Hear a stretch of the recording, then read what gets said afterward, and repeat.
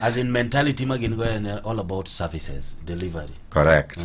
Kaito equality moro ntiere, romruok moro ntiere kanyo madwarore mawan waonge go. Adwani kahewi. Tahewi kabisa. Tahewi kabisa. Mangata kada unego benda hewi. Okay, sasa. Now, hii wacho kai ndini watch mar wage bill ni ndika. Pokati ko duoki kuma wage bill ni haya. Sawa. The third problem, the third source mar wage bill eno corruption. Koro wawachi ni iwud kanye? Kano. Ero Nyando. Wawachi ni koro jo Kisumo neno ni na mikao kom bang' nyong'o dhi. To ing'eni in tija Kano. In gi jodongo moko kata yawuoyi moko nyakach manyaka goni ground. Yes. Malo kajulu bende idware yawuoyi moko manyago ni ground. Seme kane yakocha mwalo idhi katieno iyude yawuoyi moko ni ground. Idonjo. Yes. But yawuoyi gi ok gisoma ahinya koro rwako gi system nyalo bedo matek. Ko kamano to nitiere gi tije gi moko mabende gitimo makando.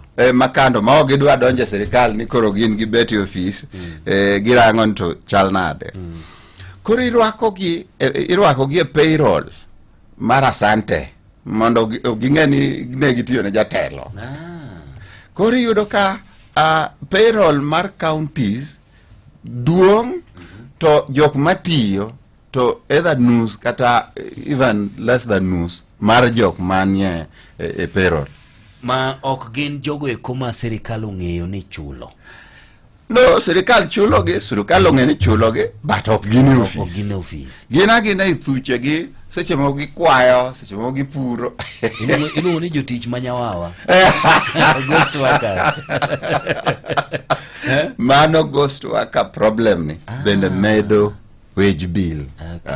Koro nitiere there is the value gina na amount mwachulo ji. Nitiere jotich manyawawa, nitiere Salaries and Remuneration Commission owacho, maluore gi international standards gi gik makamago. Kaito bende nyak ng'eni kaka population medre, kaka services bende dwarore mondo omedre. Koro yudo ka ji mang'eny idwaro ni mondo otie sirikal. For example, John, 30,000 police officers would police the country. Sani yudo ka nyaka wameda 10,000 almost. Nikech ratio. Nikech jing'eny. To ratio no nyaka losi. Koro mano e gima miyo wage bill dhi malo. Nitiere ya sawa, kaito nitiere miluongo ni jotich manyawa. Aya, ing'eyo paro ni wadhi kao mwana yweyo matin kwa yudo weche manyien machuok. To no wacho ni temo liko kanyo ni magi moko kwa wage bill ni ndisa moro kodhi malainya.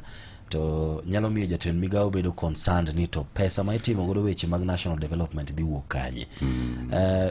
Kwa dugo to odwa ni mondo mi ifuonwa ni to gin moko kuom okenge mage ma samoro piny owacho nyalo kao mar mondo mi gilos wach mar wage bill ni ma ok affect kata mana samoro weche mag health, sector mar education, kod gik makamago eko. Mana bang' kinde machuok kende nyakwara mogi in koda thuolo mar go kodwa mbaka kokalo kanyo ende Facebook page marwa wantie live, bende wantie kanyo live YouTube channel marwa mar Ramogi FM, kendo bende SMS line marwa tiyo kachiel koda WhatsApp line. Nyinga en Solomon Atito, duogo bang' kinde machuok kende kwa sayudo weche manyien eyo machuok.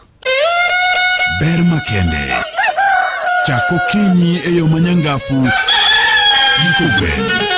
kogwen.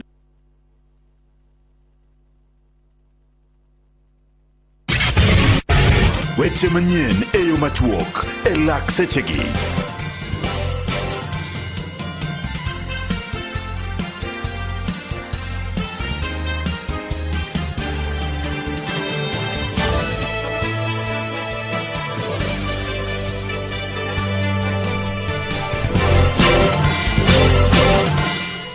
Jago budget kada the control of budget Dr. Margaret Nyakango koro ni ndio go duonde pinye wiwacha go wima sirikal medo holo ma ochwa owacho ni osekalo tong' ma owinjore. Bende anyuola mar jalup ruoth moro mane onegi e gwenge eko mag Kuria dwaro ratiro mar wuodgi noendo. Kanyo giloso e baraza manyo bagi e gwenge eko mag Kuria East Sub County e county ma Migori. Giwacho ni pok gineno nonro malong'o ma obila osetimo nyaka ne neg wuodgi noendo ma nyinge David Mwita dwe mar 8 higani. Machielo bende ni jodak e kaunti ma Mombasa ywak mokalo e midhiero mar nok mar pi masani ndi monjo gwenge makono ginendo magiwacho ni miyo koro niendi ginyiewo gik ma ochuno magitiyo godo pile e nengo man malo. Giko mar weche manyien machuoka weche manyien mago matuche kor gwenge bro biro ni koda Vincent Otieno kawang'oromo kanyendo Sam Dek Marokinyi. Nyinga en Solomon Atito. Mago ne weche manyien e yo machuok e Radio Ramogi.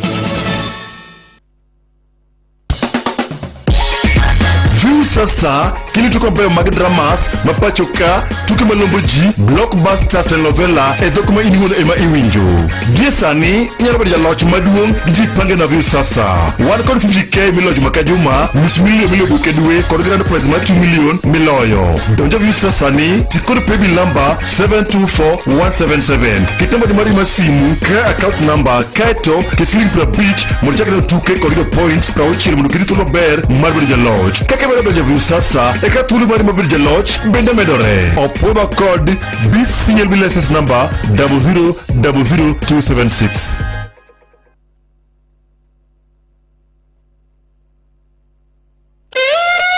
Ber makende chako kinyi e yo manyangafu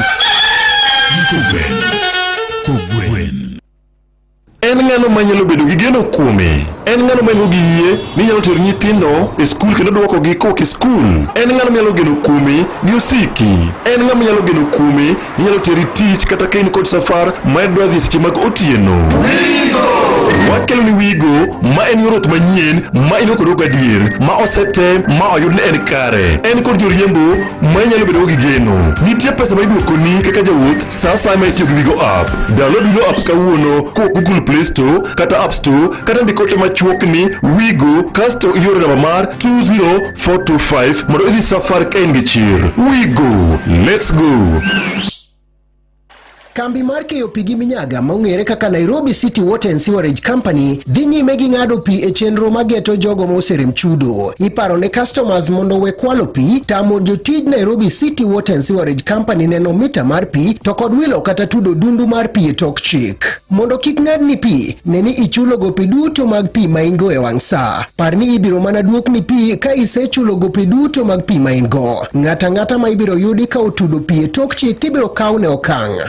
Tim mana chudo mari yo mopwodhi ne Nairobi City Water and Sewerage Company kitiyo gi M-Pesa Paybill 444400 bad bengi moyiedhi kaachiel to kod kwende moyiedhi mag chudo. Onge customers kata riwruoge ma ibiro we moko kawne okang' ponono ni ok gichude wang' sa. Ne mathoth *260#. Wati kanyakla mondo wabed gi pi maber e boma ma Nairobi. Nairobi City Water and Sewerage Company, managing water for life. Ber makende chako kinyi e yo manyangafu kogwen Machiegni e Ramogi Baraza. Kuom twak mageri e yor siasa, ngima, pur, alwora kod weche ma piny origo. Ramogi Baraza.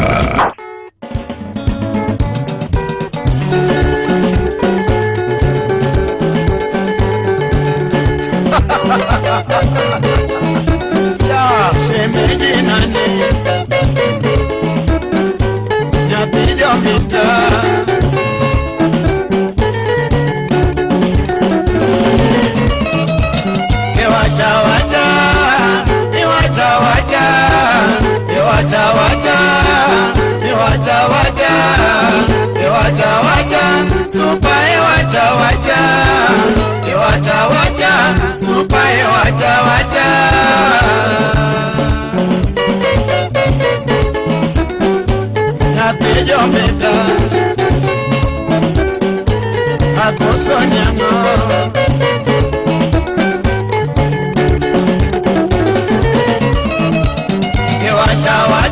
Mana kama no nyakura mogi wendo na antire godo kaindi ilunguni dhiambura mogi mabende njalonye wechego komaga yori yuto kata uchumi ma winjo kanyo ka wasechako twak marwa kendo dhi maber ndi kata kamano nitire gima dwani mondo mi aparne japur kaindi momakore koda wechego eko maga nyak makare ma samoro digom mar mondo mi bed godo e wechego eko maga puodho na se wacho kanyo endo ni kadiponi samoro e weche maga pur mar bando yudo ka samoro go ichenga kalore koda fall armyworms kada kungu na senyisi yath mitiyo godo sani endi koro bende nasego ni mbaka kanyo ni kadi puro tomato kara nyanya to inyalo tiyo kanyo endo koda Miravis Duo mabro konyi e wechego eko maga tieko chuth tuoche magore kuom nyanya ma samoro miyo nyanya bedo koda mbala moro e kore magite bro konyi koro Miravis Duo ni endi ber itiyo kode mana kuom ndalo apa abiriyo kende to basi bro neno duoko mililiters 15 mare iriwo gi 20 liters mar pi to ibro yudo duoko makare sasto kikwi wil ni yath mora ma igoyo ber ka igoyo gokinyi kapok chieng' owuok kata godhiambo ka chieng' osedonje ode eka yud duoko makare to bende maduong' mogik nitiere kanyo endo kaka kiki igo yath ka okiluri koda chike ma oketi koda ndiko go eko kasto kopogore koda Miravis Duo wantiere koda Orondi Ultra mabende nyalo konyi wechego eko mag thieth mag tuoche manyalo mako nyanya wan koda Ridomil Gold bende nitiere kanyo Ampligo bende ber and bende 10 ml mare iriwo koda 20 liters tiyudo duoko makare yuane na tol ne Joseph Chacha enono wabiri aria chiko nono aboro adek nono adek kata Enoko Charo ma en nono wabiri aria ngwen aria abirio angwen adek angwena beach kidhi agrovet mora machugni kodi to ikwayo yedhego ekomo wuoka Syngenta brokonyi chagua Syngenta chagua uhakikisho usibahatishe sawa sawa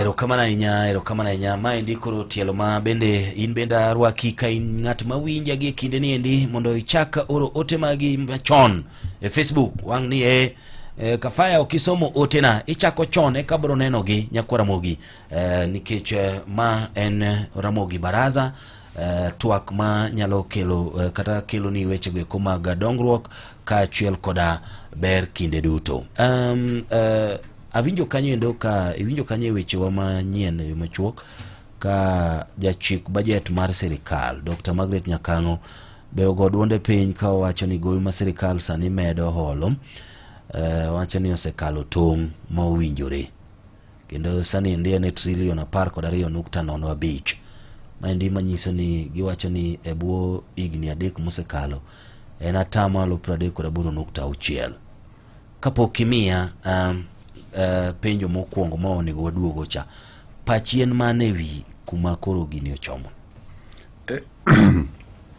ero kamano mokwongo ing'ena wacho awinjo ki wach puodho gidala wakucha wan jalego wacho ni ndalo watiyo gi accent moro ni ndalo kata mano gimopogore kabisa anyways Margaret Nyakango tiyo tije maler nikech jo World Bank gi IMF wacho ni threshold mar ginane gowi keto as a percentage mar GDP GDP en nyuolruok mar ochumi e higa onego kik kal 70% to marwa apani ne wasekalo chon ma koro we are in the red one kama okonego bedni wantie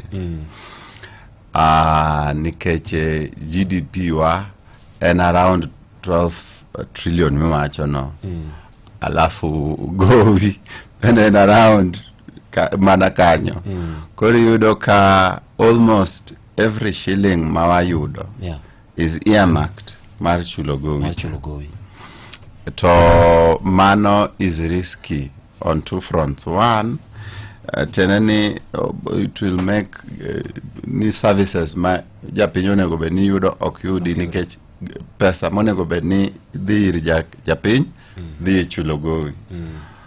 Mar ariyo, teneni value of your shilling dok piny nikech teneni kara uonge mwandu un mana gi gope. Ng'ato ndalo moko wer ni gowi uchamo dende through and through. Koro wan kaka ng'ama gowi uchamo dende ma law kata law morwako ok mare. So it makes the value of the shilling go down. But more importantly, gimoro maradek en ni gowi and tax. Ma it's indirect tax nikech ineno gowi ma Kenya ni gono kadi hero kado kihero kata noti kode maber kado koti kode maber pod ibiro chule. Tichule gi ng'a? Ichule gi Mkenya, in gi an. Yani temo wacho ni kata kikao loan to ichamo go mana gweno to gikone ni nyaka ichule. Gikone dawa ya deni kulipa. Koro kulipa huku inatokana na wapi? Uok gini nyaka bi kwayo ushuru ni wadwa chulo Mchina, wadwa chulo IMF, wadwa chulo bengi mane wakao kuome. So tenani ushuru madhi chulo gika nyaka akuomi. Koro kato bedo ni ok charge go sani, but somewhere nyako biyo donje system maena en ushuru. Okay. Koro okwahero ni mondo obed mang'eny kamacha nikech ka ushuru kama wantiere ni jopiny ywak ni ushuru magichulo ng'eny. Koro kaki medo ka ugowi kaka ushuru medo bedo mang'eny. Ero kama na hinya. Ne pod wago mbaka e wach mar public wage bill. Kama ne atemo mar mondo mi ilernwa ni selernwa moko kuom gik makelo wage bill bedo malo. To ne wayudo ni ponono ni ma otimore to nyalo kata mayo japiny essential services kata gigo ikomo winjore gi yudi kaka samoro bedo ni yath ni dispensary, weche mag somo kaka sani neno ka ne ong'adi capitation mar school ma wuok 22,000 nyaka 12,000. Koro gin okenge mage wanyalo wacho ni okenge mong'ith kata realistic steps ma ka ponono ni okaw to nyalo dhi konyo magi mar mondo mi japiny oyud essential services gieki. Kapok achopo okang' tipar na wiya kikwili. Yes. Aba dhano. Ingen na winjo mbaka manyiego e od bura. Seche manyiwuoyo gi jopuonj mbalariany odoge class. Ni the whole system mar Republic of Kenya mutingo cabinet secretaries kia adek mutingo jotelo mag puonjruok mutingo bunge mutingo salaries and then mano man hours ma very serious obet piny dwa yware ewi 7.8 billion. To mae pesa manonego bed ni chulo 2017 2021. Okay, en kata pesa masani. En pesa mudeko. To chunya nyo ywak atito Wood Nyando. Chunya nyo ywak nikech Uhuru Kenyatta nowacho ni corruption matimore Kenya ka and a third of revenue. A third of revenue. Now, a third of revenue as at last year, mano 800 billion. 800 billion mano pesa mana madonjo fuk jo tij sirikal. Koro iena awacha kapok wadhi mbele matin, just thinking, this is just thinking, mana matin kaeto aduoge wanga. 800 billion ni nyalo puonjo nyithi university te ma ok gichulo kata siling. Higni 8 nikech higa ka higa nyathi university on average chulo 200,000 to 200,000 wan gi nyithindo about 498,000 is universities kawuono, which is ki rounded off to 500,000. Manoteni every year universities need 100 billion. 100 billion. Koro in 8 years that's 800 billion. Tenani wanya puonjo 2 clusters mano gi pesa mikwalo e higa achiel. E higa achiel no bende wanyalo gero osiptende 500. Mano ni constituency ka constituency yudo spend ariyo at 1.5 billion. To mano mana pesa mokwal higa achiel. Ginene 800 billion no nyalo gero barabara 16,000 nikech barabara on average kilometer achiel and 50 million. Nitiere moko ma more expensive, nitiere moko ma cheaper, but on average 50 million nyagero ni kilometer of barabara. To e kanyo koro ki goyo ni 800 billion ki divide with 50 million, that's 16,000 kilometers of roads. Kenya nyaka independence nyaka kawuono mwabet kaeni osema nagero 12,000 kilometers of road. Tiene pesa mikwalo from 1963 from 1963 nyaka kawuono. Tiene pesa mikwalo Wuod Nyando e higa achiel nyalo gero nwa barabara 16,000 kilometers. Koro iyudo ka mano ingani kanyo poka chopo kata lecturers one gi lecturers 14,000 on average jogo ka around 140,000 which translates to around 24 billion in a year. Kwa wacho ni koro agenda and lecture gi ki divide 24 billion gi 800 billion gi 24 billion ilo ni jogi wanya chulo for around 30 years maonge tashwishi. Mano pesa mikwalo e higa achiel. Koro kineno ka chunya nyolit nikech aneno ka yawuoyo bet yuare 7.8 billion e piny mikwale 800 billion higa ka higa to 800 billion nyatimo gik mawachogo. Koro en gima lit. Koro iwacho no kang' ma sirikal onego kaw. One apani ka wanya duoko corruption watin piny matin. And my sirikal kende my kata japiny. Yeah.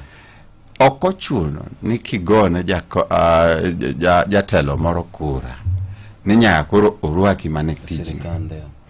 Nitiere other options nkeche nyocha JKDF kao to nitiere ga state opportunities mimiyo jotelogo. Inya rwak ni ng'ato kanyo kata inya donjo. Police bende kao ga gin ga opportunities inya rwaki kacha. Kata gin gi opportunities moko ni pesa kwa biashara ndogo ndogo. Koro inyamiye nya pesa moro kati chako hala. Okochuno ni nyaka idonje sirikal ibed jatiji nyawawa. Mondo apani kanyo kwa duok piny matin to wanya konyo wage bill manyo jaduong' Mbadi oywagono. Mara ariyo eyeka nyaka jo county especially the bigger problem in county nyaka gidwar jok manyalo tiyo nikech iyudo ka office achiel the people with capacity to work gin ji ariyo to office to nigi ji 14. Apani nitiere jomoko monego bed ni nyiso ni sani ma retire boserom. The other idhi dwar gimore tim nikech nitiere jomoko ma norwake tich to okia tijino okowinj tijino wiye gi tich opogore. Koro iyudo ka mano kelo ni msara to chamo to tich to oktire. Apani kanyo onego warang onge delivery manyalo kelo kata mana nyalo miyo economy progress. Yes. Okay. Mara dek wan gi a very young population. Tiketo ji ni retirement age and 65. And I don't mind working even at 75, but kakoro average age marwa Kenya was 16 apani kore ka yodhi donjo 19 jogi ng'eny jo Gen Z go jogo ng'eny. So tidwani mondo iket retirement age at 65. Why? Nikech koro imiyo ntiere jomoko kaya at 55 beyond 55 58 59 60 65 jok ma tero wage bid balo ma ka ginya wuok to giwe thuolo ne jok matindogi mondo odonj kacha okony oganda apani wanya yude konyruok. Ja 65 kato bedo ni wiye ler en gi opportunities, en gi networks, en gi access to credit nikech bangi ong'eye ene gi gire moro manos invest matin onyadhi okaw gowi motim go gimoro. Ja 25 bengi kia onge asset moro monyadhi keto as collateral. Koro kirango jogi ng'ama itaji employment saidi donge ja 25 kech ento onge gimoro amora monyalo timo. Emomiyo ana nyalo wacho ni retirement age no wari consider 55 was fair. At 59 at 58 inya yudo gimoro minyati. Okay, nikech wadwaro gimiluongo ni growth mar economy. What if okete at 55 miwacho no to yen sure ni ka ng'ato yudo tich at 25 or 30 to ka donja ni pap ti miye kata mana hola moro maduong' dongre godo makoro nyalo wuok. Mano is very good. It's very good. The problem mar hola. Kesa moro ng'ato nyalo wacho niya igani maneno kadhi kodani onge giro maseloso to idwa na retire. Mano bende samoro nyalo miyo ji dwaro ni mondo mi gi extend kunde gi mag tich. Yeah, the couple ki lost that 55.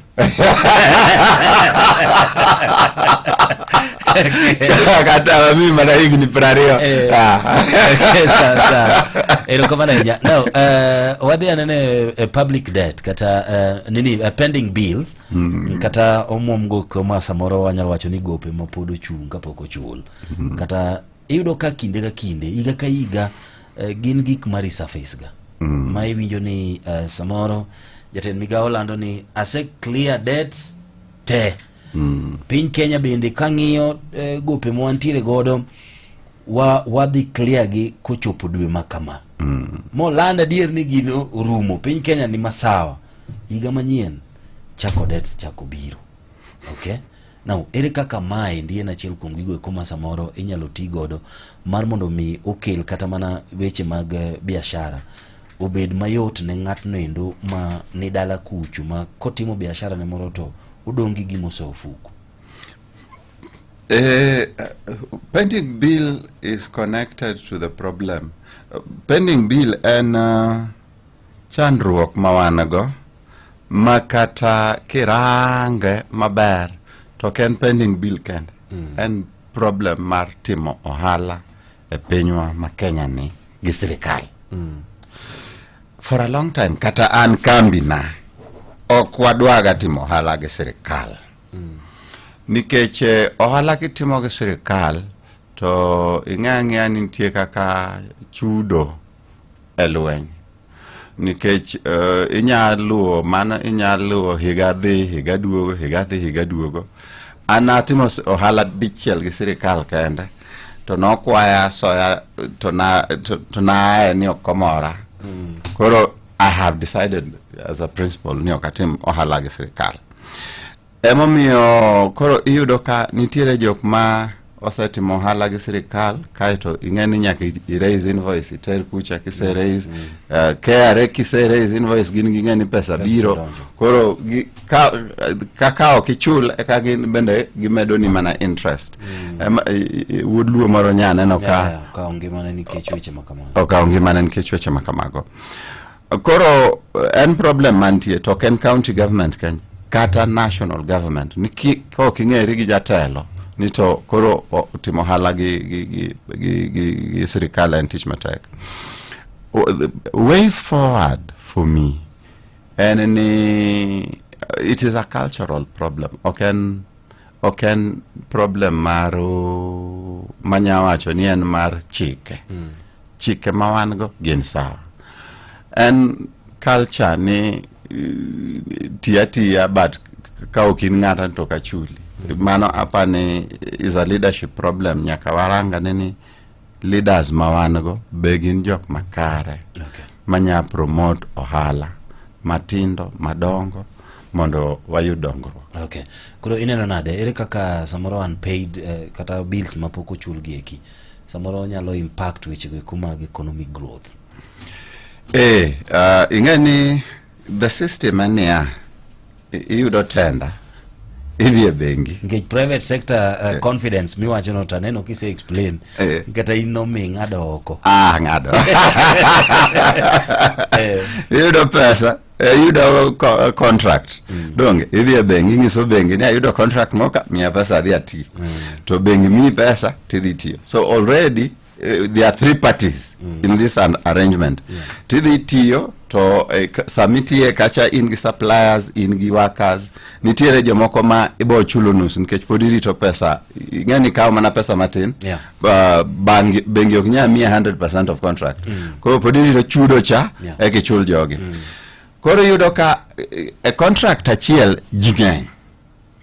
Koro ng'eny jini tienani pesa moa e sirikal cha kobiro iri to dhi e bengi, ko e bengi tinyal hole. But kata ko e lweti kae bende idhi chulo jotich manyo tiyo ni, idhi chulo suppliers.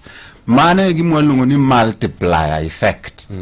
Nyo biro iri to kako dhino eka konyuolre nikech kodhi e bengi cha bengi bende chiwe mbele kucho ichiwe gi interest. Koro odhiga to nyuolre. Ka okuchudi kaka sirikal tiene ni pesa cha ok nyal dhi to ok onyal nyuolore. Onge multiplier effect. Koro yudo ka economic growth stagnant. Nikech 900 billion moro nego be ni wuotho economy ka to ok wuothi. Amamiyo jisiko ni pesa onge pesa to onge, mano ok miriasia. Alafu yudo ka koro contract magimiyo jo China ema gichulo. Tingani magimiyo jo China cha pesa cha dhi circulate Guangzhou. Pesa cha ok wuoth ka. Koro ng'eni kitabu ginyang'iso ni nitiere economic growth donge nyo agolo billion 400. To but in reality dala uka to onge. En Guangzhou, China.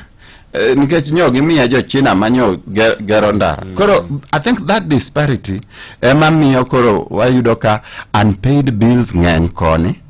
Nikech jowa dwani mondo kinwa mugongo mang'eny to kuma unpaid bills onge, which is international contracts, tiyudo ka pesa cha ok wuoth koni. Mano koro nyalo kelo distress. Debt. Now public debt ni endia chela en gino endo masamoro ibedo ka kata gope ma piny owacho nigo bro miyo samoro gibedo matek kata mana ka giyudo kata mana hola. Koro gikia ni gi balance kata giboro for development to koda gik moko ere kaka maendi nyalo bedo inyalo kete ratil mar mondo mi kik wabed gi gimoro ni to kwase kawo hola kaka piny owacho to wan wadong ka wagwonyore gi pado to joma ne wakawo la kuomgi ka kwase duoko negi to gin maber. I'm not sure I got your question, but we are temane. Itemo penjo ni ere kaka hola mikawo gi sirikal nyalo kelo lokruok mar ng'at makawaida. Makawaida awinji. Mano bende apart is one of the questions. Okay, en kata hola kenda en kata tax. Nikech tax ka adwan kami pesa kaka jachul osuru taneno pesa ni katiyo. Koro koda en hola koda pesa mora mane lwet sirikal nyaka japiny neni to otiyo nadi to kelo konyruok to kelo impact. The impact ma adwaro niya ka pesa ni ochope lwet sirikal bende onyagero ndara machopi manyachopa makan gi gacha matin tok ni ane garage pile tok ni ka an gi puotha moro kamo tadwa ni gika gi ochop kamoro to ok nya chopo nikech ndara rach. Mano koro infrastructure development eye ka wadwaro services education iyudo ka achulo ushuru koni, but chuna ni kenda chaka adonjo ofuko achul school fees mang'eny saidi. Nikech koro pesa moro mantin ma an gocha awaron kara ushuru ntima no ka primary achulo, secondary achulo, university achulo, to kenda achula maber chuth. Koro emomi iyudo ka japiny ok yes gi wechegi. Mar adek en kor health, kor services konyo bende nitiere health. Ni an gi jatuo to chuna na bet gi jatuo e ot nikech kadhi e hospital to ok nya kon jatuo ni kawa onge gimoro e lwetwa. Iyudo ka nitiere osiptende ma ok thiedhi gi SHA ka ok jatij sirikal outpatient. Koro iyudo ka iwuoro to kara SHA ni no obiro ni mondo olos weche to pok oloso weche. Koro inano services go are part of it. The final one manyalo wacho en ni nitiere economic empowerment programs manyalo bedo. Iwacho ni kata ng'ato odonje tich at 25 ndiyo, but ka nitiere opportunities moko mag dongruok ma onyalo yudo loan access so fast dongre godo. Onyalo yudo credit mondo dongre go. Apani gino gima ber, but in maa iyudo ka igolo osuru to pesa ni inano mana nitiere a select few madongre kode, to the rest are brokes. In other words, 10 millionaires and a million popas. Okay, sasa a statement ni mogik ni endiki wacho weche moko mag development gina nilongo na ngo empowerment projects. Gimo yo na penjo mokuongo no kata penjo mogik no en ni ibredo ka samoro pinyo wacho ntire koda projects moko kumranyisi kane pinyo wacho mar Kenya Kwanza na donjo ne gidonjo koda Hustler Fund ma indinen hola ma aparo ni kech mentality mo wan ko kaka jo Africa ng'ato wacho ni magaraka kao to kaduoke onge midhi tima nade idhi tweya to samoro en gima okel mar mondo mikikawe tichak go gimoro manyalo nyuolore tiduoko pesa cha mus. Kata kamano sani endi bende ntire moro manyo biro ka iluongo ni Nyota ma endi to koro en grant ma onge kama ibro duoke. Akili ni momi ko mi pesa na akili ne ma chwado ni pesa ni olok ngimana. Now is it really en gima viable kata gima nyalo konyo wanyalo wawacho ni nyalo miyo piny Kenya dongore nikech weche mag yuto ka samoro piny owacho kao hola to miyo ji grants?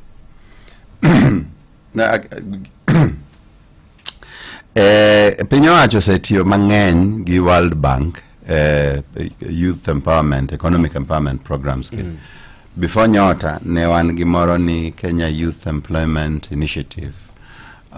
Before Kenya Youth Employment KYEEI, before mano ne wan gi moro ni luongo ni Yes Youth Can. Mabende ni miyo youth employment something. Koro gisega bedo kanyo to sirikal tiyo gi World Bank mondo mano bed katimere. Research manatimo na yudo ni ntiere kaka Kenya Youth Employment ne successful ne odhi maber nikech weche ma aria dek moko. Mokuongo gap ma jo youth ni go mondo odongre en capital. Koro Kenya Youth cha joka ne avail capital maber. Mar ariyo, gap mar ariyo magin go en training. Koro ne imiyo gi training ni puonjri tich moro kata en mana riembo kata en mana loso gimoro kata en mana jotij garage mechanics. Koro ni puonji to iginene imiyi gimoro ama imiyi equipment midhi chakogo. Gap mar adek and very important ne en ga gima waluongo ni market. access. Ng'ama tin pok ong'ere gi ji mang'eny mar decision makers in strategic positions. Koro yudo market bedo matek. Koro inyabet nitiere gik minyadhi go e chiro. To nitiere gik manyaka idwara contacts, connections eka yusi. Gima KYEEI notimo maber en ni ne gimiyo ja youth apprenticeship. Nitiere ng'amose dhi mbele saidi man gi jere mung'ere maber. Imiye kijana ni koro giwuotho go, kaeto kijana ni chako yudo connections go, kaeto en bendo chako bedo gi access to the market, kaeto bang'e onyawalre ochak mare. Apani system no ber. Nyota kanyo biro to Nyota, there is a lot of emphasis a pesa cha. Makoro yawe mang'eny kata jomatindo mang'eny dhi nikech pesa instead of a training you don't knowledge. Training cha okane emphasis on it. Apprentice cha bende okane emphasis on it. Shida mar kiketo pesa mbele eni wadoke problem mane women fund nigo, youth fund nigo, Uwezo fund nigo. Marni ka pesa nitie bwana wakao pesa wacha koro ken giro hala ena ni serikali chiwo pesa warangana ka konya nige question maduong' en niya seche ma samoro serikali ochiwe kaka grant donginto nyaka gibege duoke duoke nang'o koso magi gik mabiro ni nitie tax moro mwakelo kama mondo walok godo watie godo kama. You see where pim ni an ge pacha kaka gini none go bed ni temre. To answer your question directly kapok adhi mbele en ni idea en ga ni kiketo pesa na ground ma pesa no multiply maber ma onyuolre ma jogo duogo ochuli oshuru to shuru magi chuli ni inya duoko go pesa mayot maonge shida. So in terms of design okay problem. The problem in terms of implementation. Nikeche okay, jo mage mabet piny mawacho ni Solomon ne to kako winje en wuoyi mawie ler. Unego wamiye pesa ni. To nyadi mocha to wae mondi. So you see jok mobet piny ma make that decision to gin jo serikal. To jo serikal traditionally are not credit appraisers. Koro the best idea en gani ikao bengi 2, 3, 4. Man ndalo Kibaki gimane gitimo. Iwacho ni okay, Faulu nika, Equity nika, Coop Bank nika, kata ko gin bengi, kata giwacho mana gin sako. Nikech jogo timo appraisal every day. Kibiro irgi dakika beach ngano sengeni ngani dwati mohala ama mai to gundowa to umendo mi pesa di kad editi mohala to more often than not they're right. Koro iyudo ka partner gi jogi timiyo gi pesa wan gi miluongo ni credit guarantee kanyo World Bank billion 10 tingiso gini an gi billion 10 manyamiyo but adwa ni unto uchiu loan to kuse chiu loan to e billion 10 ni en mana guarantee.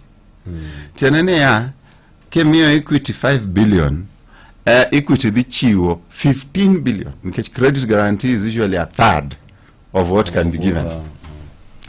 Koro Equity dhi chiwo 15 billion kemiyo Faulu 3 billion Faulu dhi chiwo 9 billion.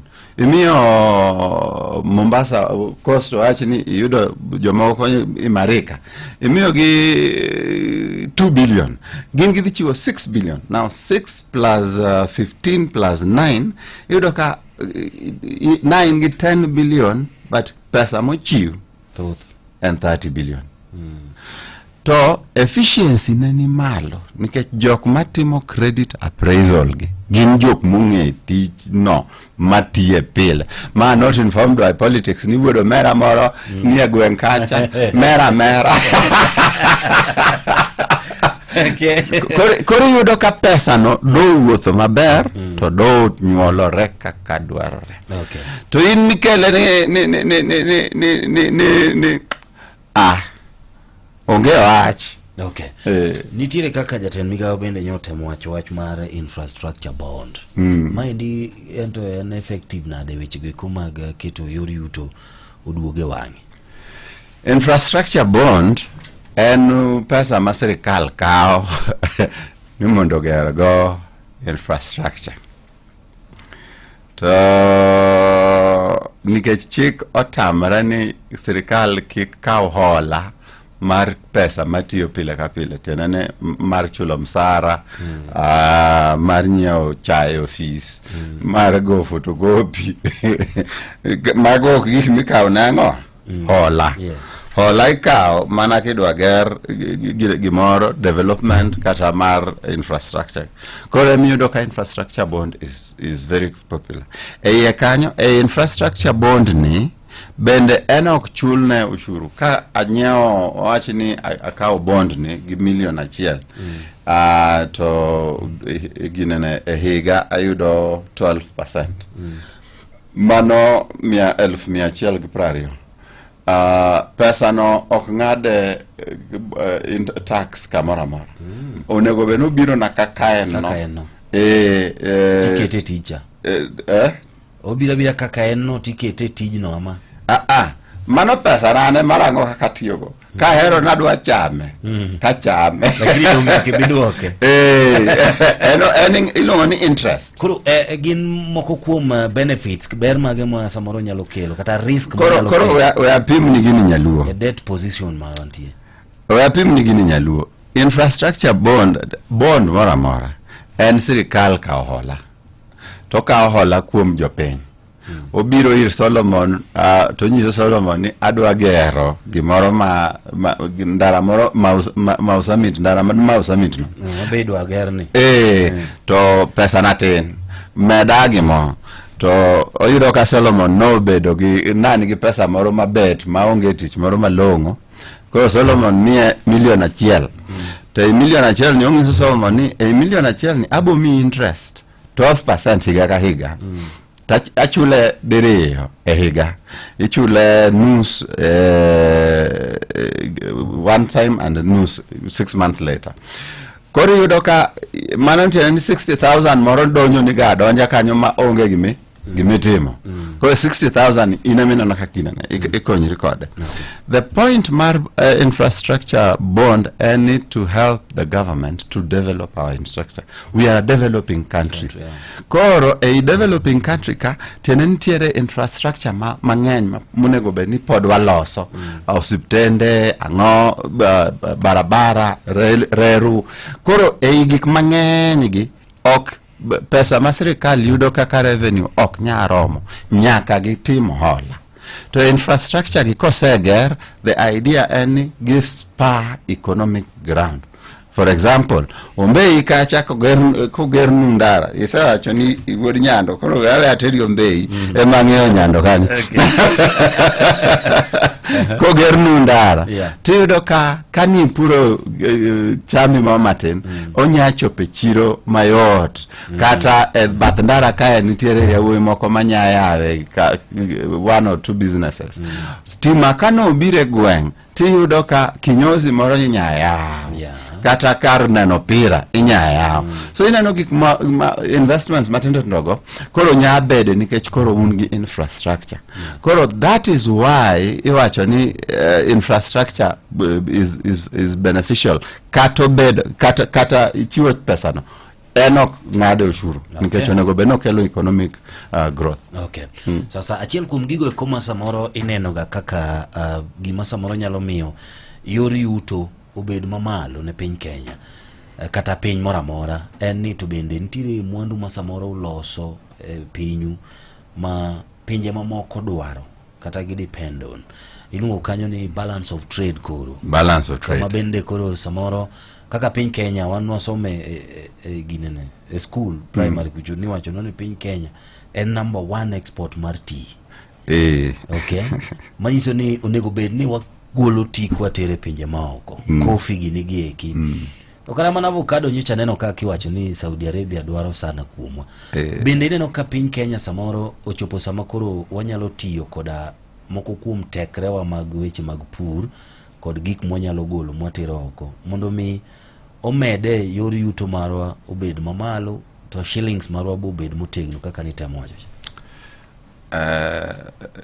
Jahom kama koro chopeni koro ekokuwach ma ekokuwach an kaka Odhiambo ahero pur kod pith agriculture nikech create opportunities ne ji mang'eny. Ng'ata man gi ndalo matin nyalo lose gire moro matin to konyrego. Mar ariyo omiyo ni koro imports mang'eny ma wan go dok piny nikech sani wa import food, wa import chiemo koa e pinje maoko. Koro ka wanya bedo ga agriculture moro malong'o, program moro malong'o to macha dok piny to balance of payment yudo konyruok. Mar adek of course ni o create employment. Yudo ka jaboda nya tinga lot. Nitiere ng'at moro kendo ma nyalo loso omuogo, nyalo loso rabuon. Mabe alot no nyaka kuongo iket ng'ato ng'wede. Koro o create employment across board. Ene gimoro achiel ma kawa kete wang'wa kaka oganda to nya konyo pinje mopogore. Kama koro wayudega pek momiyo apani anya yes ki jok mawacho ni banka jaduong' osedhi to warange wang'wa ni either wane sirikal ama wane partnership gi jok manie sirikal ni kane wayudo uhuru ne wan gi several cash crops ok ne en mana tea and coffee kende. Or rather, let me say foreign exchange earners.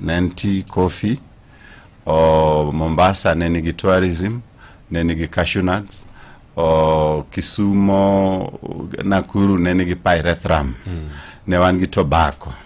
Kisumu, Gisia, nenigi moni sim. Alafu inya paro buru kawacho ni baba ginengi so ginigi ng'wed pamba. Karawan pamba koro gojo chandalo moro ni pidhe marach. Koro pamba ne nitie. So and then sirikende madonjo iyudo ka area dekgi emi igede tea and coffee.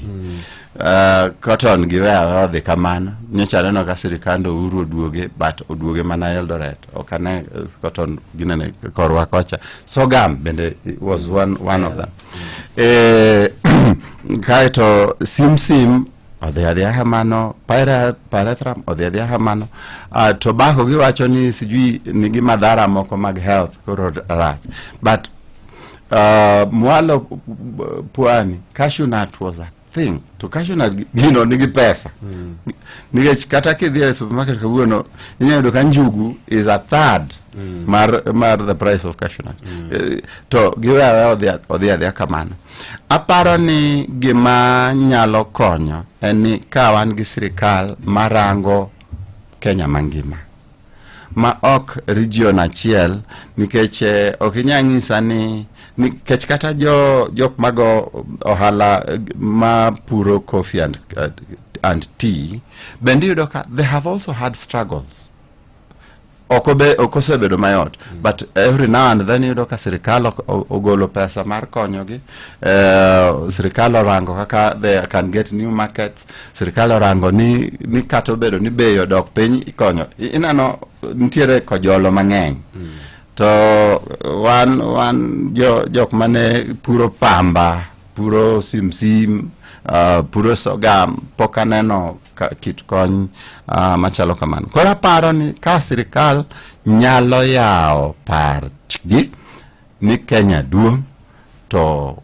but that balance of payments will not be a problem. Okay, because does it mean nikoro ministry mar agriculture ose fail because kiyudo kata mana kwano mane baba ne nikago chon neni dogomb neno ni county ka county kamano kane bire weche mag paro mag devolution county ka county obede gi gimoro ma wanyalo wacho ni gima gigolo ma Kenya kata counties mamoko nyaka depend on them.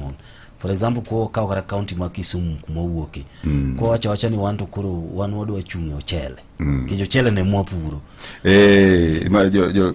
jo ginene jo ahera. Does it mean the Ministry of Agriculture ma Kenya must fail?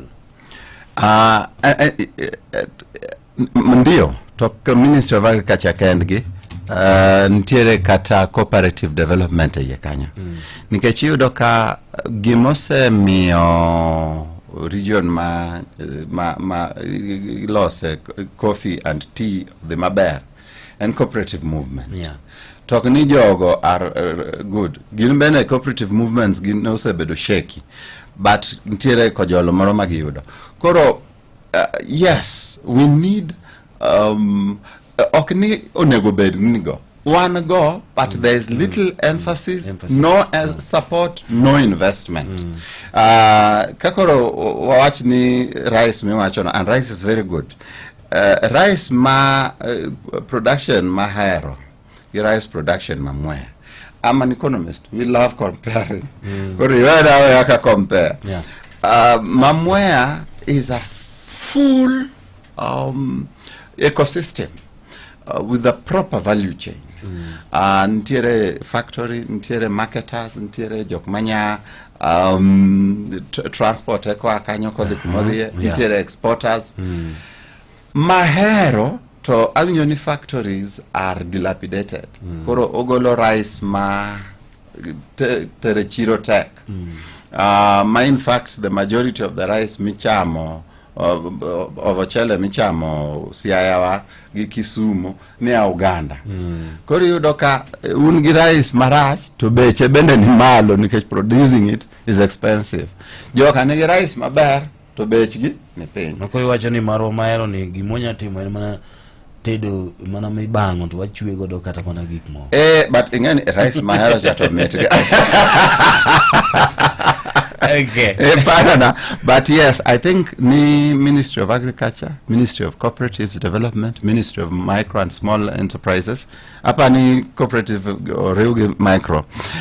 Koro kaginya time gimoro kanyo, yakikisha ni opportunities mantiere counties gi are fully explored. Okay. An investment obede, apa nwanya konyro. Aparo ni ka wang waseyudo weche manyien, to wang wakawe dakika mora par waduoke moko kuom penjo. Kende kangi yiena. Ongewa. Kata kamano ka wapokwa gine kwa kupokwa dhie yueyo.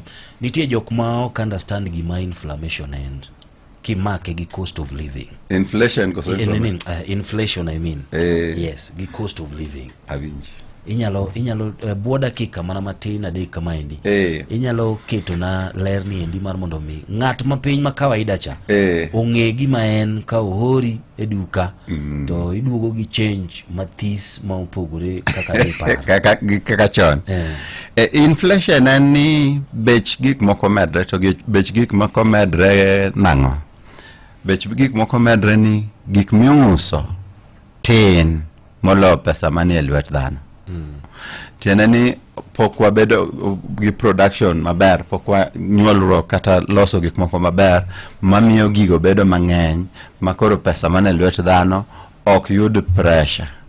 Lakini kakoro gitin to koro ng'ena piem kodi nikech wachi ni koro adwaro pimodho to inbidi dwaro pimodho na achiel do koro ka adwa golo siling 100 chuna ni nyaka chor lweta agor 150 kata 200 mana inflation. Koro iyudo ni mano bete nikech pokwa bedo gi production to hapa ni embaka ma wagoyo ni Kenya waka production malongo mosebedo katimre onge nikech konyruok mar ministries go pokwa neno. Koro iyudo ka mano kelo cost of living bedo malo kanyo in gi siling 15,000 dwe to koro weche gi osetimre tena ni koro pesa nini kata saving okinya yudo nikech pesa ni dhie chiemo dhie rent to kidam tido oserumo. Mano koro kelo gimwaluongo ni cost of living ni malo. Okay. Kuro en yo mane ma samoro wanyalo tiyo godo mar mondo mi yor yuta achiel kata economy ni waristo gimiluongo ni confidence mar kana mana both the local kata gi foreign investors mar mondo mi gibed koda chir ni Kenya ka kikete mwandu ni to nitie gimoro minyalo yudo mikete fuki dogo. Confidence no, economy is a balance, economics is a balance. Confidence no, dwarore ni ntiere accountability governance structures malongo ma jio trust. Gisani ka ibiro gi idea, kaneno ka gidwa biro gi idea moro, ni ntiere fund midwa keti to fund ni dhibedo oshuru. Ingeni ja Kenya ose chich gi serikal. Wiyo se juol. Wiyo se juol ni oshuru moro kendo. Nikech trust onge. Governance structures mantiere bende okwa believe ahinya. And that is because pok waneno ka jogi show interest in ensuring public interest mani mbele. Gin waneno mana ka interest gi ema giketo mbele. Kora pani kar governance kanyo ni waduok corruption piny, ni waduok impunity piny, ni koro japiny itiyo ne kaka dwarore. Apani bokelo confidence miwacho. Okay. Sawa, ero kama na inya aneno ka ji nitiere koda ote mopogore kanyo ni DLE opong'. Wacho ni Musna Wendo mar ariyo piny nago ni to be wach mar gowi ni endi onyalo rumo ma sirikal mar Kenya bed ni koro onge gowi mochulo. Koso biro bedo kwachulo gowi nyaka Yesu duogi. Gowi sirikal nyaka bed gi gowi. Koro gowi to nyaka bed ga. Ma shida maduong' ma wan go sani ni en malo side. Koro mano to nyaka Yesu duogi. Inego chun jogi. Dalo boro gato nyisa. Miya nok understand nyathi ma apani NFO eka no tieko dalo no kore ko tieko form 4. Koro poda no korito join college. To penjo moro ma very funny kata no tama duoko. Mana wacho ni jok mosomo weche mag kwano ka ni weche mag economy ka chiel kod weche mag omuom gi ema nya duoko penja ina ni donge mano nwakalo kame print pesa onya ni Kenya ka dongi print pesa ni ka Kenya print pesa to gin gi gope o print pesa to gi jul gope gi to gik moko dhi maber. Penjo no was accurate. Nikech domestic debt chopo kama serikal dhi printer to print pesa to chulo jok man go gi pesa. But international debt, foreign debt, mana ok nyalre. Ok de print dollar. Asante sana. Nyakoro mogo bro kao yu matin kasto duogo mana banki machoke ende kwa sayudo weche manyien mago matuche kor gwenge. Nariba. Seche magu kinyo chopo, customers dwaro stock, pikipiki dwaro notimne service, to ngima be okos gik mabira poya, kikiwe ohandi chung. Mogo boda logbook loan mi kochakore siling 40,000 nyaka siling 90,000 minyalo chulo kochakore siling 200 kende pile ka pile kuom dweche 12 mondo ichoro handi nyime, ilosa piko, ilogo dwachi ma onge achiedh nade. Wakao logbook maga piko manolos kochakore higa mar 2018 nyaka 2025 kamutingo Boxer, Captain, Haojin, Haojue, Honda, Ranger, Skygo, TVS, Sonlink, to kata kain kod apiko machon, biya obiro neno. Gimidwaro en mana logbook, M-Pesa statement, mar dweche 6, ID, KRA pin, ma ibiro puodhi e bwo seche 2, ka pesa to ibiro yudo kokalo M-Pesa mari e bwo seche 24. Or kwayo sani kokalo mogo.co.ke/borderlogbook kata yo toll and mar 0719089930. Weche kod chike mantie nyaka to luw. Radio Ramogi Karchu Radio Karchu Ramogi. Matuche kor gwenge gi Vincent Otieno. Oyawre Nyakura Mugajiwang kendo machiegni. Ogai mar budget kata the control of budget mapachoka Dr. Margaret Nyakango godonde piny ewi wach gowi ma sirikal medo holo abindo wacho ni sani koro osedhi alanda kendo kalo tong'. Dr. Nyakango wacho ni kane ochopo dwe mar 9 mar higani to gowi ma sirikal ne oseholo pinje maoko ne en omenda maromo trilion 12.05. Wach mabendo lero ni koro kelo buok maduong' mokalo. Olero ni piny Kenya koro ni andaki marach mokalo kolure kod wach gowi no.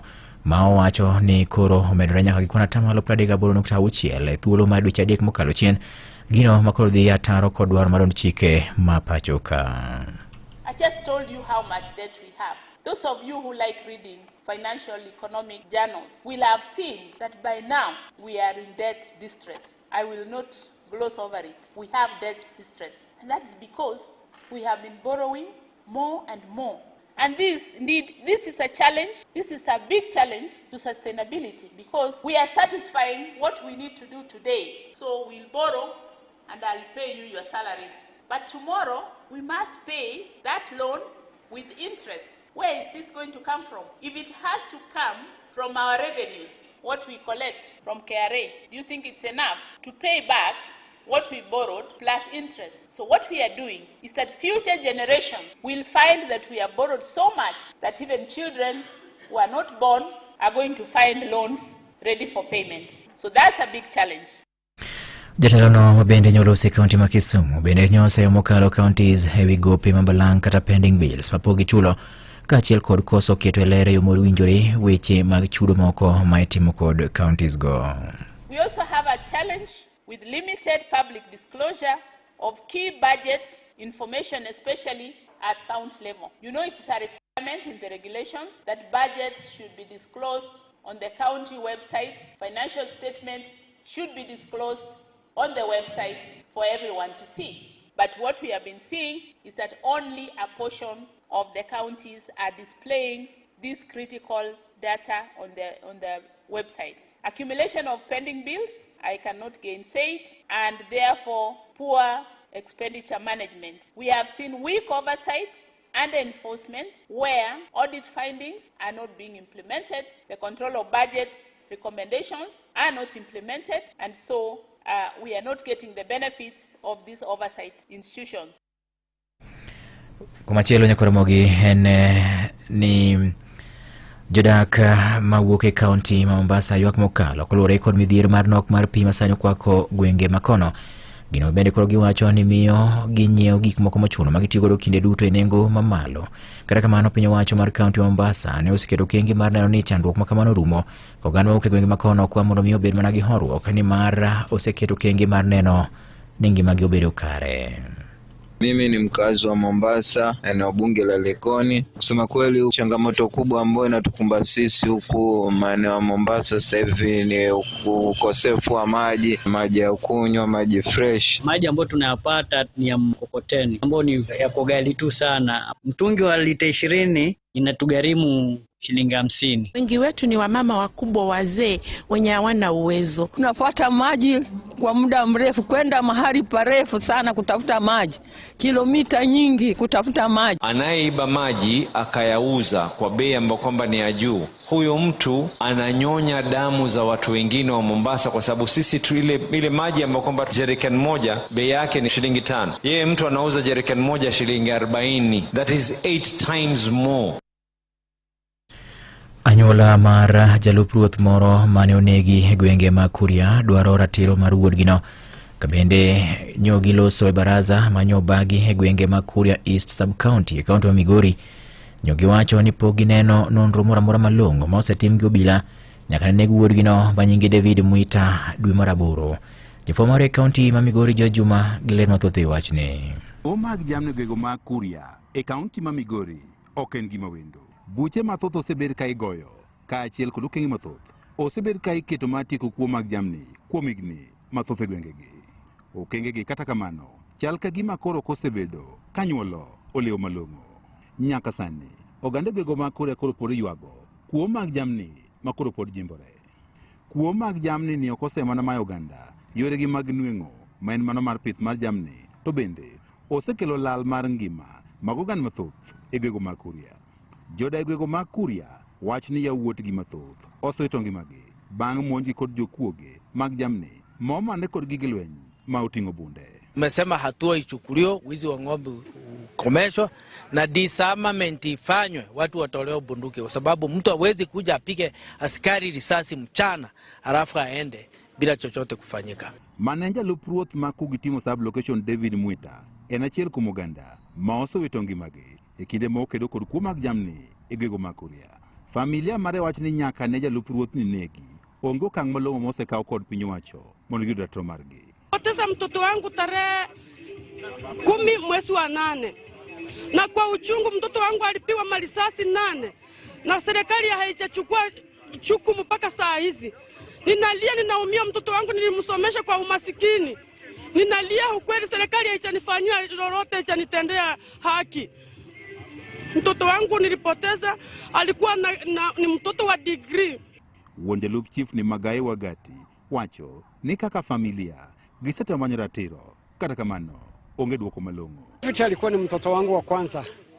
Enyewe mwanangu aliuawa kwa marisasi, kupigwa marisasi, na mpaka sasa hivi serikali haijachukua hatua ya kushika hiyo bunduki ama kupata hiyo bunduki iliyomuua mtoto wangu, ila nadai haki ya mtoto wangu kwa upande wa serikali. Kamishna gwego mag Nyanza Flora Moro mariko ne wuoyo e kinde baraza kod jopiny mane obaki e gwego mag Biasumu e sub county ma Kuria East ne owacho ni piny owacho medo jiwo okenge mag chiko kuo mag jamni e gwego mag Kuria. Hao wanajificha humhumu, utuambie ni kina nani na mnawajua, na kama ujui na ng'ombe imesemekana imekuja kwako, then you are not an effect. Kwa hivyo tupeane ripoti, kwa sababu bila hiyo ripoti hatuwezi tukaweza kujua hizi ng'ombe zinapotelea wapi.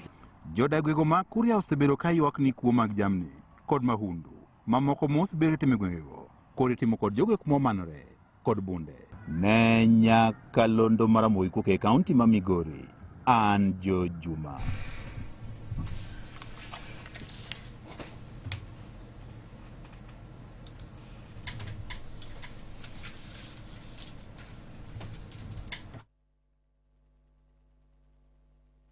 Imedo winjo weche matut e kor gwenge gi Vincent Otieno. Kwan jok manowito ngimagi masira mar sinyruok mar lowo manotimore e gweng' ma Chesengoch, Elgeyo County ma Elgeyo Marakwet ochopo ji 35 ma en bang' kanoyud ringre moro achiel kendo e chuodho kama masirano ne otimore. Komanda mar obila e gwenge makono Zablon Okoyo ne oyango wach ne kolore chenro mar manyo ringre moko manyalo bedo ni pod okwamo e chuodho kanyo obedo ng'ikruok kalure kod wach koth machwe ma osebedo ka dhi nyime e gwenge makono. We managed to recover one body of a dead person and was positively identified as Kipkokeu Carbon. Kipkokeu Carbon is an old lady, about 95 years. The body was a little bit decomposed, but we have taken the body for preservation at Todd Mortuary Hospital. As at now, we have 27 bodies which have so far been retrieved. The first 26 by yesterday have been taken to MTRH Eldoret for preservation. As at now, we have about 16 bodies still missing and our search is still on. The area is a little bit okay in terms of weather as today. Weather is not very much bad. It is our prayers that the rain subsides so that we get ample time to continue with our search and rescue. Ka jaod bura ma Elgeyo Marakwet Caroline Ngeleche okwayo sirikal mondo mi kawiro chiw sir makene ne oganda makoro mawuok e gwenge makono makoro kale midhiero ma okel kolore kod senyruok mar lowo. Kuna kitu ambaye lazima tuketi chini na tujadiliane kama viongozi na wananchi wa hapa, kwa sababu wale watu wanaoishi pale, unaona pale area ambayo wanaishi iko steep sana, ni mahali ambaye imesimama kiasi ambapo saa yoyote inaweza pata flood, inaweza pata landslide, na hatutaki kuendelea kurudia maafa kama hii. Kuna siku imefanyika pale Kaben, kwa sasa imekuwa hii sehemu. Kitu yenye tunafaa kuongea baada ya iwacha kwanza tumalizane na hii janga, then tuketi chini kama viongozi tuone kile ambacho tutakachofanya na wale watu wanaishi katika escarpment.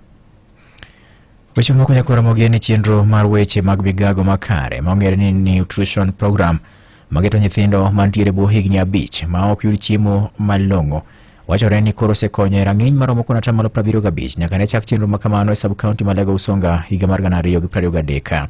Chenrono ma bende otisi ni Healthy Food for Children in Siaya osir kod riwruok moro ma otisi ni Agris ka omakore kod sirikand kaunti ma Siaya kendo koro isire kendo e weche mag omenda gi riwruok moro ma ong'ere kaka Sustainable Energy under the Danish Republic kakilerno kod jafwambo marwa e kaunti ma Siaya George Amolo. Chenrono midendo ni Healthy Food for Children in Siaya itayo gi riwruok moro midendo ni Agris kotudore gi piny owacho mar kaunti ma Siaya ka thor mare maduong' en bero ngima nyithindo manie kind higni 5 kadok piny kendo ofisa mochung' ne weche mag chiemo kata nutrition e sub-county ma Lego Usonga migosi Joseph Odinde wacho ni en chenro mosekelo lokruok e wards 4 kamoting'o Usonga, Central Alego, West Alego to kod South East Alego magitiyoe. Kane wachako higa mar 23 ne wachako gi nyithindo 324 to nyithindo gi gitene gin malnourished. Koro chakre 2023 nyaka sani wasebedo ka watimo na nyithindo gi thieth makare. En thieth moriw gi weche mag pur, puonj kod kata ler mar alwora. Koro nyithindo gi gie sani nyithindo 80 kende modong'. Tiende ni nyithindo atamalo 75 osechango through program ni. Ofulo ni e bwo chenrono gisebedo ka gichiwo puonj e weche mag pur to kod kit chiemo maber manyalo konyo e bero ngima mar nyithindo. To ng'enygi bende chango mana nikech puonj ma wamiyogi kod agriculture kaso koro kasepuonjo weche mag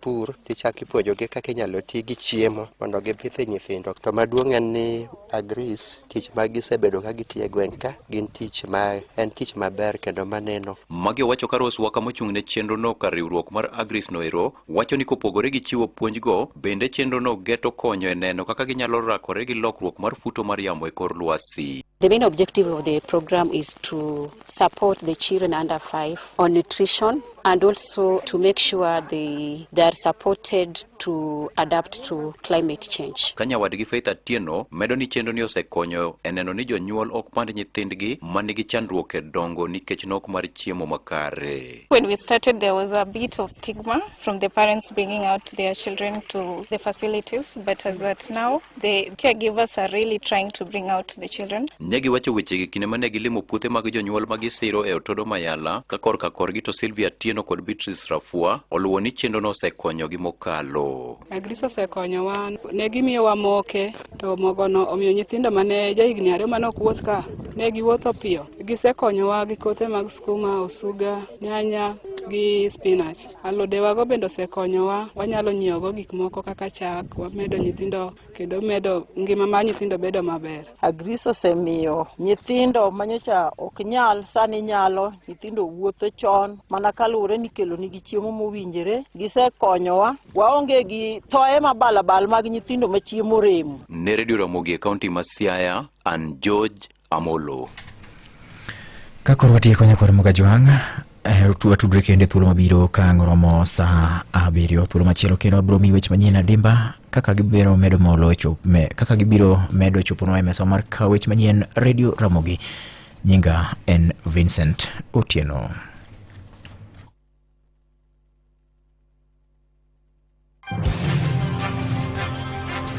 Magone matuche kor gwenge gi Vincent Otieno.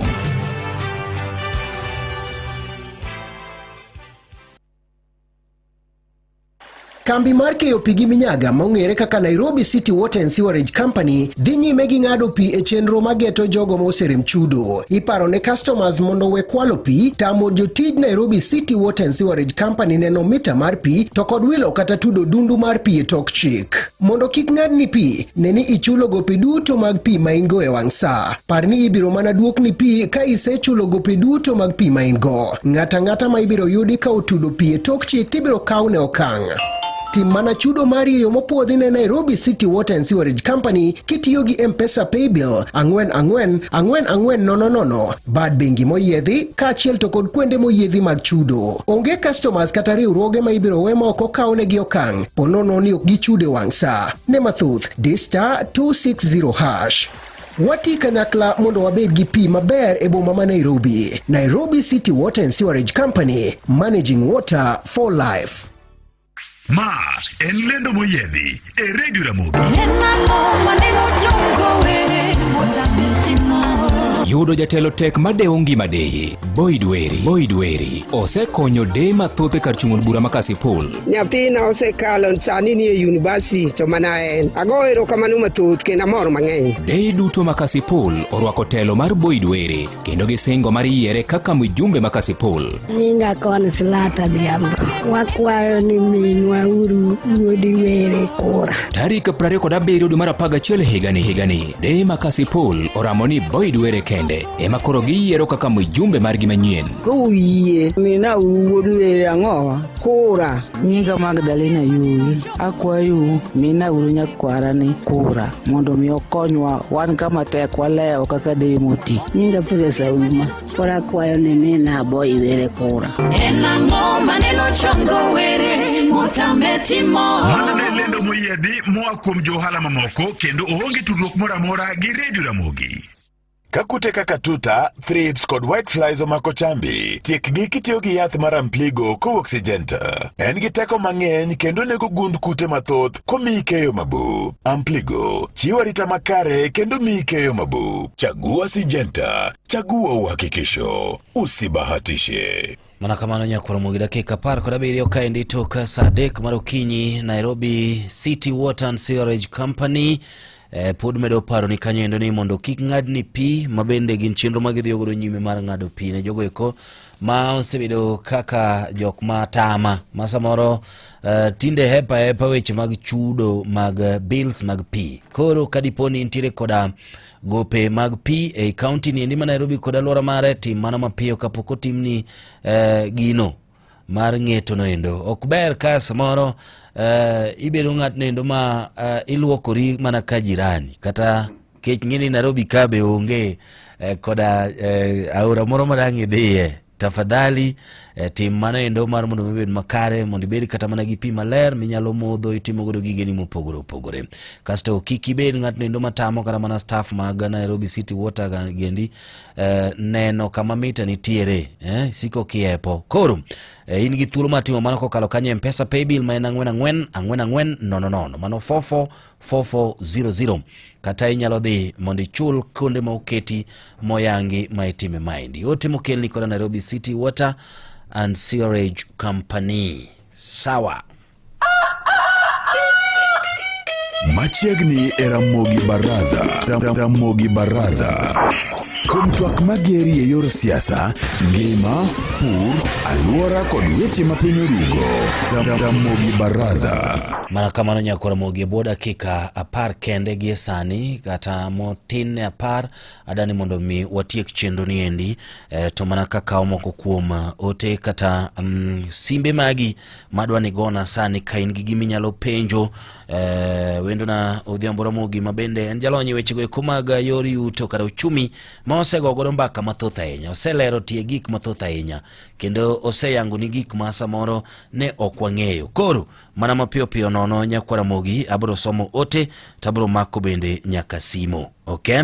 Kata kamano kapok mako simo nitiere ng'ato kaendi ni diki makoero o penja gimoro ka kokale yor ote ni dibed ni gik ma chalo kaka samoro chiwo pesa ni kaka grant kata mana olo pesa ma oyae ni endi dibed ni gine gik ma medo kuodo public debt bedo mamalo kasto koro miyo kata mana piny owacho koro seche maduoko gi interest gigolo kanye.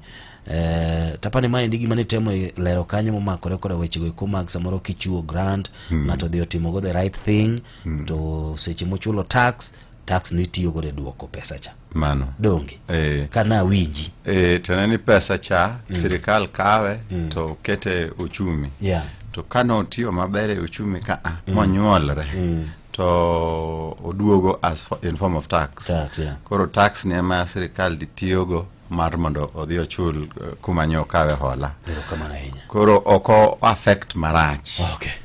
Kwa hivyo grant ber grant ma gimiyo jopiny ber en mana ni kaka olose kaka obedo implemented is very important. Kata ng'amo migi gimodhi timogo manyalo duogo obede in form of a good tax cha donge. Okay. Welcome. Mara mogi oyawre ahinya. Yes, Jayego. an kod penjo mondo ipin ne jatelo kanyo. Pinyo nochalo kama. Yes. Nitie chik makalo ne kido ol pesa pinje ma oko to nika pajo piny koso sirikal ola kipache. Okay. Pinya pajo to para chalo sira kido pinya ne kido ol pesa to ko at gi sirikal cheche ne chalo ne la Amerika.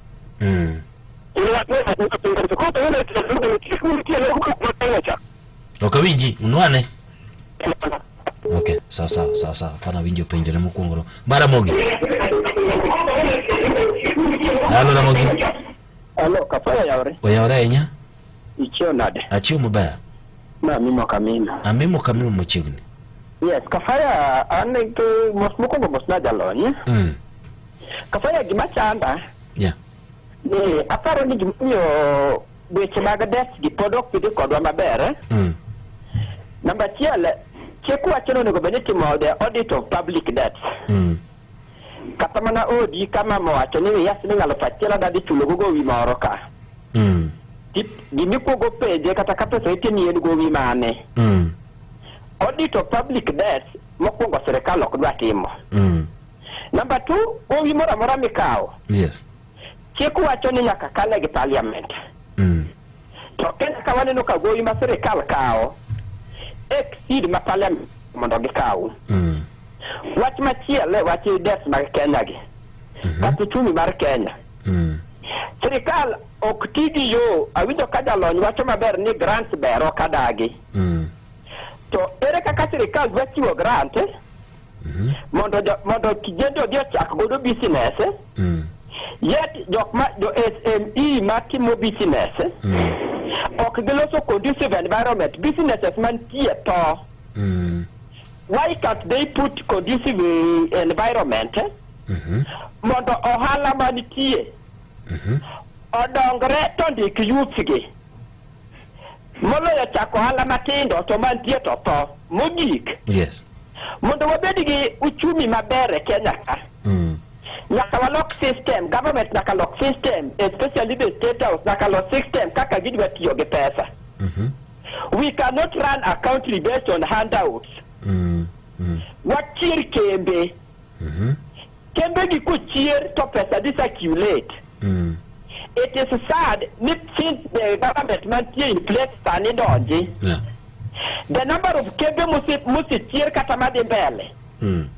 Tin me abanyalo wacho ni onge manitie mamedo to makata riba technology ret kasa ni olor. Koro ka kembe monego beni ndiko ji, kembe monego beni golo pesa to circulate. To ere kaka wadwa duoko det, to ere kaka government lati dwa tayo piny. Asante sana Mimo Kamimo. Thank you. Pole sana. Akapa naseka okanyendo ji ariyo kende, ng'at mar adek kamaendi kasto bende chak duoko gima mapiyo piyo. Mara Mogi. Yawre? Mosna wendo. Okao? Maka machina an Mombasa.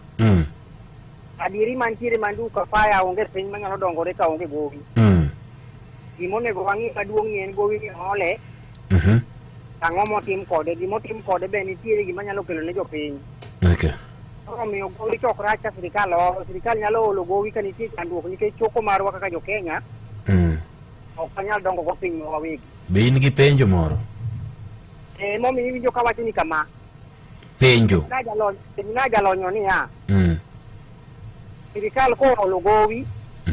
To ndalo moko kon gini mondo giduok godo penjo, mondo giduok godo gowi magiolo. Okado. Nyalo ketin kamarach koso wang'o manyalo timore ne mano nikech waneno ka ndalo mimiyo seche moko sirikal mar Kenya ni samoro nitiere gowi moko ma inego bed ni chulo kata dwe manyien to waneno ka seche moko gikado kaluwore ni omenda ok yudre maber. Okay. Koro piny majalonyo ni mano nyalo keto Kenya kamarach koso nang'o. Okay, asante. Paro ni adwa nachako gi penjo mar Jayego mane penjo ni chik mar olo pesa bende nitie kamoro ma samoro owinjore otim gimiluongo ni public participation kata choko pa jopiny kapok ol pesa. Ahinya samoro pesa ma idwa kaw kod piny owacho ni timo godo chenro moro mar dongruok. Ranyisi wach ni idwa gero SGR. To SGR midwa gero ni be ikaw pa jopiny ma giwacho ni adier gini wadwaro. Do you think it's en gima koro nego bed ni ng'iyo kata onego chak ng'iyo. Ingeni example michiono kar SGR kanyo na agora machopo nyaka court. Wach public participation ma court oyie kodwa. No public participation was done on SGR. And mane mamiyo Karuto donjo, the first order mane ochiwo en order moro mane waziri ochiwo Mombasa ni gik moko nyaka wuothe SGR no cancel. But chik wacho ni public participation nyaka tim gimora mora chik mora mora mikale kanyaka. Public participation and public debt itimo kangario. Mokwongo itime finance bill. Nikech finance bill nitiere michiwo iketo e bunge. To kose bedo table de bunge kata kapoko bedo table de bunge to itere na jopiny. Ni uneno nade wachni. Nikech budget process includes 2 documents. 1, appropriations bill, mano ni kaka dhitigi pesa. 2, finance bill, kuma pesa midhitigo cha the eye. Koro e finance bill kae nitiere gope mabende oket kanyo.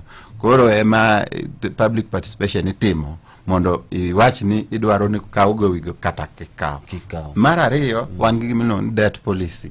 Koro debt policy most policy documents are tabled, availed to the public mondo public otime public participation. Koro mano to ochuno. Shida maduong' ma wan go en public participation onge chik ma oseket maber mar public participation. Koro yudo ka even though itimo public participation unya chiwo feedback to kuse chiwo feedback to ok bed considered kaka dwarore. Koro yudo ka en public participation ndiyo but ok en gimoro ma substantive manya ngiso serikal ni kik tim gima serikal dwaro. Onya wacha itime atima mar chopo chik ni watimo public participation. Koro mara ariyo awinjo kanyo ni conducive business environment. Ni business might exist already mondo gi survive. Conducive business environment and manani mokwongo law and order. Ni there is law and order. Mara ariyo en ni the fiscal law or the fiscal policy mar piny ok hinyo hala. Tiene ni ok overtax ji kata ok itigi tax system mar ketho nego ohand ji. So on one hand one gi law and order. On fiscal koni kae ma kisungu mkuti nitiere nikech one kaka jopiny wawinjo ni tax no ni malo to jogo tiyo gi tax policies marach hinyowa. Serikal to anoneno ni tax no ber kabisa. In fact we are one of the least taxed countries in the world. Nyawinjo kambadi wacho ni korango economic parameters and he was smart oko mention gi korango economic parameters nigi moko ber kabisa. Koro ingeni kanyo is more of a debate. But aye kode ni we must create an enabling economic environment. Okay, then tiri gimoro mono medo kai ndio ni it's time mono mwa change system, especially from the state house direct. Because sometimes katamana the kind of ilungo ni owacho ni handouts, ulungo gini handouts. Handout economy. Miyo samoro wabedo a country moro ma depend on that to onge gimo samoro wanyalo yield kata mo wa generate kiwan kasto medo gi wach mar company revivals. Magi bende gin gigo kuma samoro ko chak ngi anyanya kar handouts kandi nyalo dhi konyo nyalo save economy. Gori nyanda kama wantie sani handout to nyaka wuothi. Ok ningechi ogi maber. Ok ogi maber. Mak mana ni waje pinya ka thiedhi. Dhier miyo kata ngat moro ma kata jadolo moro ma eno onge wach kodi to jasiasa donjo to sani dwa timo rambe kata onge rambe kanisa mondo jasiasa to go chwer. Koro and the problem is not ni ongamara. The problem and dhier mawanago. Koro kar chiero kambe kanyo ta yie kode ni wachier kambe mondo wathiedh dhier cha. But handouts, I fear that will not change anytime soon. Okay, Frank Machoine ne penjo ni to ka government okawo loan kasto samoro onyisgi ni loan ne iduoko after 3 months. To 3 months ni ndio kalo. There is a bendintire kaka mind affect kata mana your yuto. It might affect interest moabo chulo loan kata kantie penalties but gimanye kangis Frank adiera makende mamio Mbadi is the man for the job. Ni onge gowi mosele nyaka samwalo sene ni gowi manyo ni agent saidi en Eurobond to Eurobond nyocha gichulo on time. Koro kanyo kata wacho ni nyalo affect one oko bi affect wa nikeche gowi ma pend ma o exceed time ne. Okay. Maybe kwa tieko wach ni mogika nyaka ing'iyo the future outlook mar weche go mag economy ma Kenya. Gin some of the quick measures mage ma inyalo chiwo kaka advice kano mi thuolo mondo mi advice treasury kawuono. Treasury tadwa advice but I hope ni ibo mia thuolo bende advice japiny. Okay. Treasury anya advice ni kaluore gi kama wantie nyaka gi bed careful in management of our fiscal system. Aneno ka ntiere gi magiwacho ni gidwa introduce as a fund to fund no okrach but gisani we cannot attack another undertake ni wadwa chako wacharge jopiny tax moro giwewa amos mondi mawan gono wadhi go mbele matin magin gono girang kaka ginya manage mondo kony jopiny gidwok hola piny Maendi nyalo konyo restore fiscal balance mani wecha. Mar ariyo en mana mar jopiny. A story is told World War America kucho. Jaduong' moro no tiyo matek eno uso bando. Uso bando muponyo nyathi modhi university. Koro university kucho nyathi ochako winjo news gik matimore oko ni ochumi rach nikech ang'o World War. Koro jaduong' en ng'eni nyaka nyo uchumi rach piny rach World War timre eno usa bando kendo oyudo pesa maber. But ka koro wuode obiro nyisa ni piny rach uchumi rach. Koro we uso bando kaka no uso. Koro ng'eni kata customers ge bendo chako dok piny nikech piny rach. Koro ng'eni koro gichako chandre nikech piny rach. So gimatemo ng'iso japiny ni the fact ni wawacho ni nitiere kaka uchumi is affected should not discourage you. Kuro maitemo wacho ni there is a way ma communication nyalo affect godo normal behavior mar dhano. Iniluonge ni communication wan waluonge ni news or data. Okay.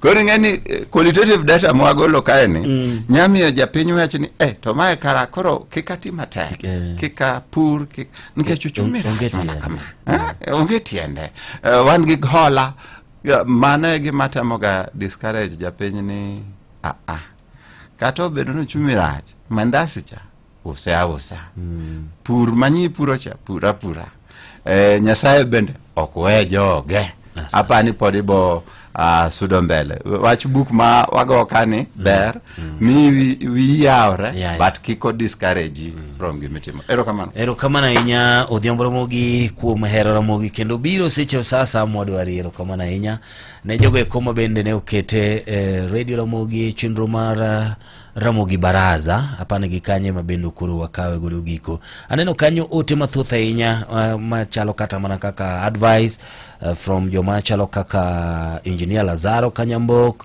mwacho ni sida ma Kenya nitire godo gin kaka appetite for corruption, lack of credible people to do oversight kod gik mathoth ahinya eruru kamana ahinya kuom contribution magu aparo ni gikanyo bende emwamake godo koro to en mana ngolo mayom mamos. Asante sana Wuda Level.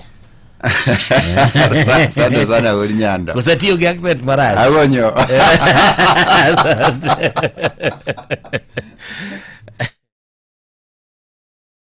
Pi manyo tangi mar kano pi madak ndalo buora, yier Ken Tank. Magin tangi mar kano pi namba 1 e Kenya mangima kuom higni 35 sani. Olos gi atamalo 100 mag materials mane pok otiyo kamoro amora ka itiyo gi lony manyasani. Ken Tanks olos gi dak higni 30 kata mang'eny ne mano. Ken Tank yude kochakre size mar lita 100 nyaka 24,000 liters. Ober gi dalani, puothi, ohala kata mana kuonde gedo. To maber moloyo, Ken Tanks yudre dukni madongo ma pacho ka. Ni mathoth, you are told in our mar 0722 206 378. Yes, 0722 206 378. Ken Tank, your ability, you trust. En ng'ano manyalo bedo gi geno kuome. En ng'ano manyalo gi yie ni nyalo tero nyithindo e skul kendo duoko gi koki skul. En ng'ano manyalo geno kuome gi osiki. En ng'ama nyalo geno kuome ni nyalo teri tich kata kain kod safar ma idwa dhi seche mag otieno. Wakelo ni Wigo ma en yorot manyien ma in kod adier ma osete ma oyud ne en kare. En kod joriembo ma nyalo bedo gi geno. Nitie pesa ma iduoko ni kaka jawuoth sasa ma itiyo gi Wigo app. Download Wigo app kawuono ko Google Play Store kata App Store kata ndikote machuok ni Wigo kasto ioro namba mar 20425 mondo idhi safar ka in gi chir. Wigo, let's go.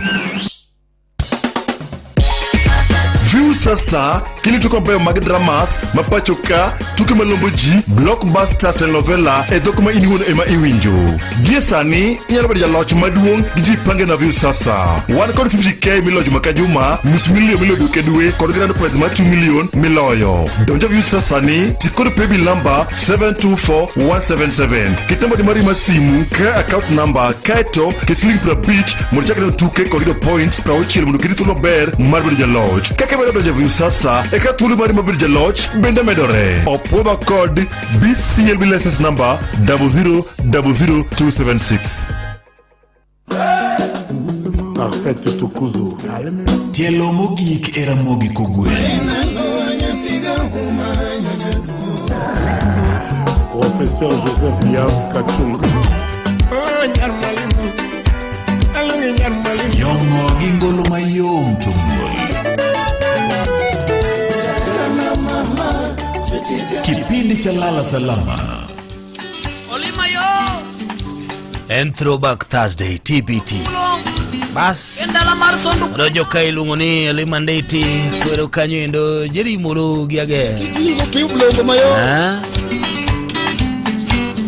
ambenda nyisi ni wiki kwil ma oki chulo bill mari mar pi koro en mana mano ka intie Nairobi kod alwora mare. Koro Nairobi Water and Sewerage Company nyisi kanyo ni ti kod paybill mar 4444 no mano 444400 ichul bill mondo mi ibed ng'at nendo maluokore mabed joma luokore jaluonga maler tafadhali imosono mondi gimoro bulo kendala mar sondu kanyo ya kikingo piblongo mayo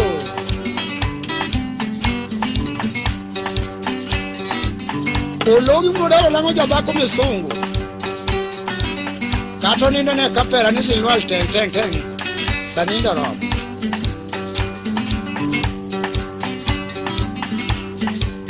mano bongo pokiko onego gimoro mora mayudre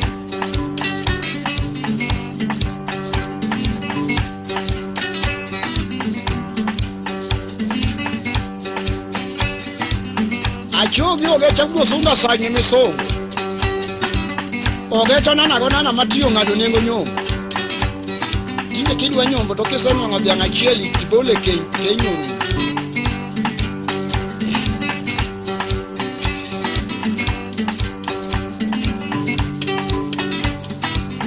achogi roti nugutina Josi Piero ya dako makonwangi zade kutino koke jajuo inongora idiogo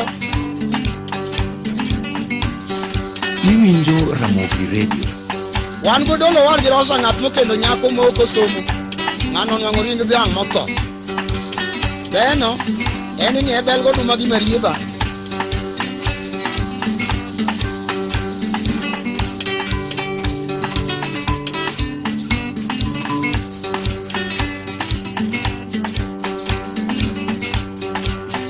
Onyango warga gutu jater kipuonji. Onyango kubo konga manyo ne uno sweta pinta chala ida gwa ganda. Daku yenglonyo lebe ukanya lwanda.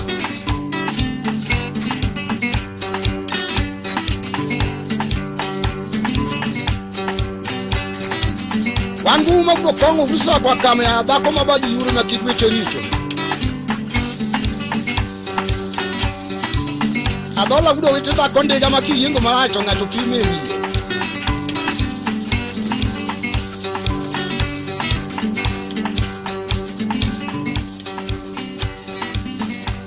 Wangu podo numunya enga.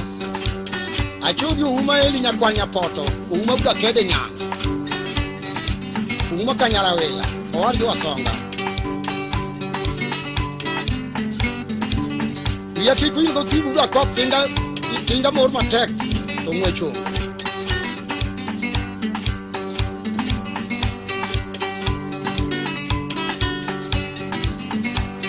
Mayenga yala mawunyeramba ngudu di julita. Alenda momina zande nikota dona kum. Adona jeri momino gacha, momino nya. Ologi airi wadita ni machoro minudo. Jeri inni wadakame tufil. Yera dona kita kami natunda ni kudiri sipiri mugo.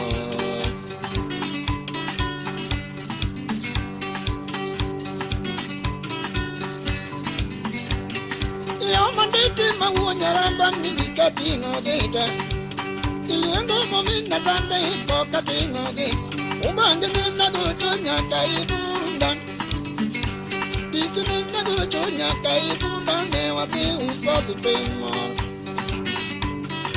Anditi ursuna Igori Alijawai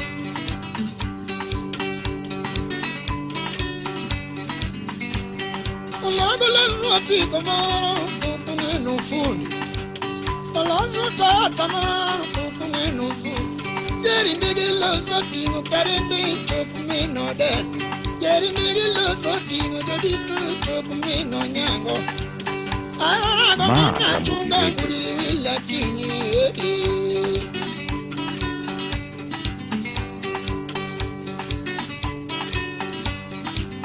Oda bara chobo mara nyama dasi Oloda lasno fika mara kupunge no fundi Jeri olasno toyota mara kupunge no fundi Ojeka lasno tinga kupunge no fundi Jeri ndege loso timo karende mi kupunge no dera Ndege loso timo dodi kupunge no nyama Arago mina tunga kuri wila chini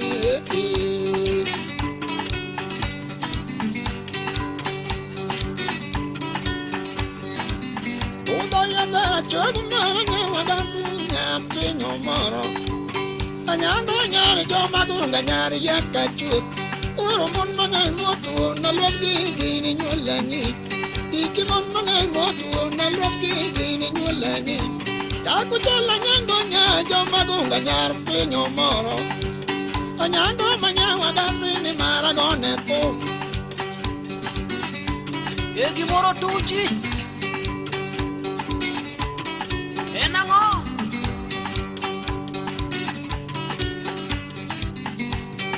Adone jeri gudi kadima churu minudo Ologa iri mumino decha funda mino nya Jeri ingi wadakamin pisila Jera done gita kamina chunga ni gudi risipiri mugo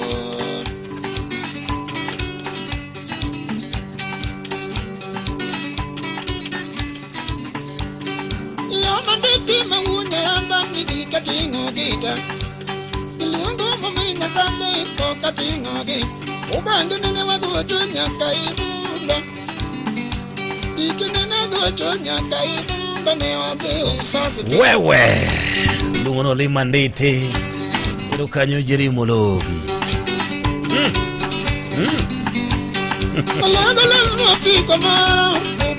Dakika pale kuna beach kende toromo kanyindo sangwen Mwene wange Tobas Wechi manyine machwe kastu waluri alura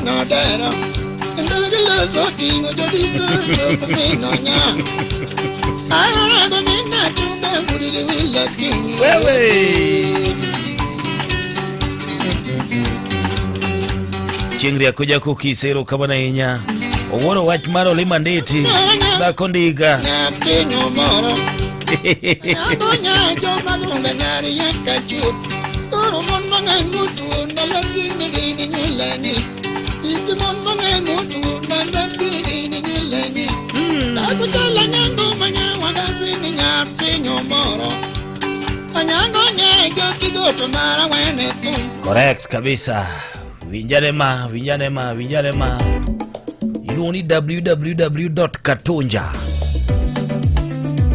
Maindi remix mara Kanonge Nira Jombo Wero Dr. Buya Olendo Maindi remix mara Was Jagingo Hey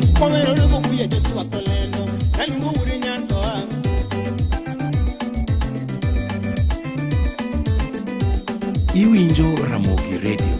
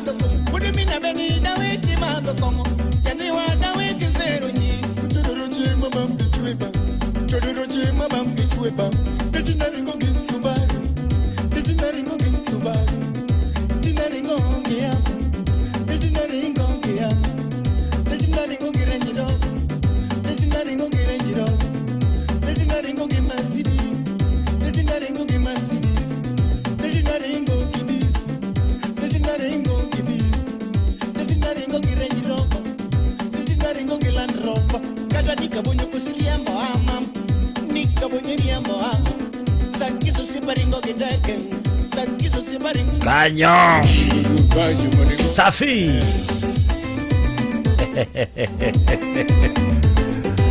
Aparo ni maindi thuma tugo juok ji mang'eny ahinya thumni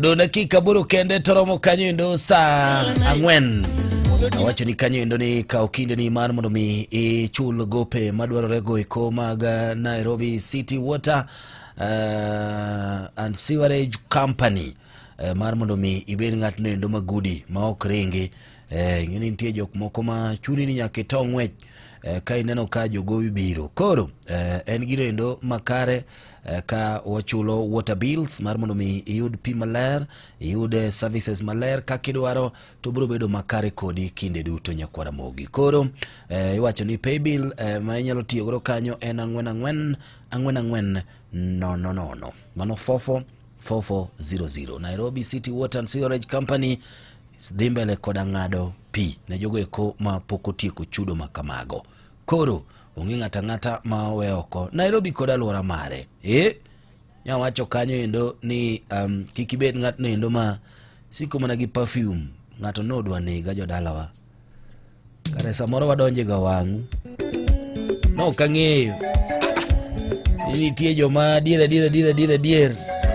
ero tiyo kata mana ndala ariyo koko luokore Nairobi ka en mana e koti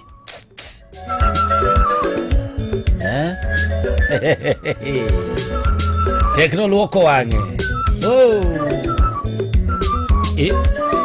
pija back in the days TBT Gololi Dabi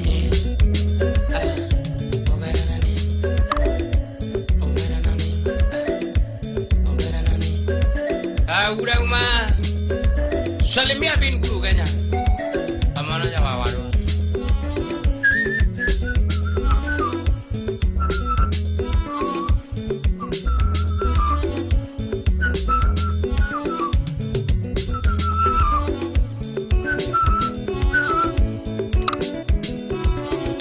guru kanya mamu makotu na den guru kinyo ayo kana den guru diambo don't kayo kana den manu kana ya tema ba du no tongo sana guru kinyo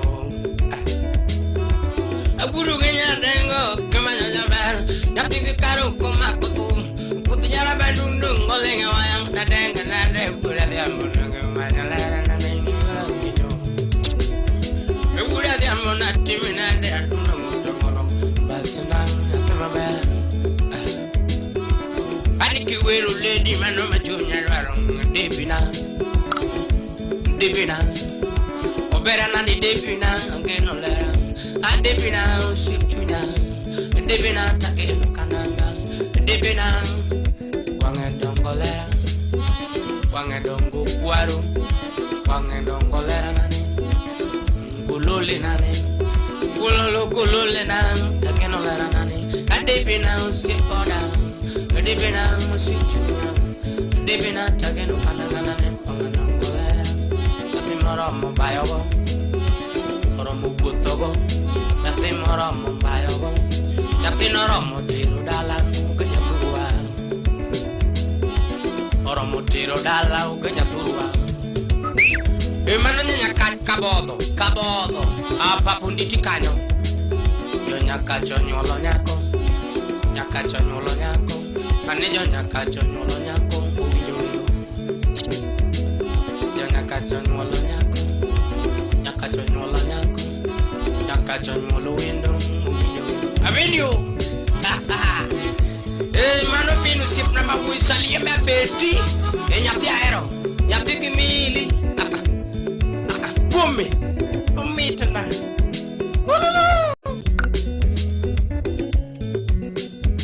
enago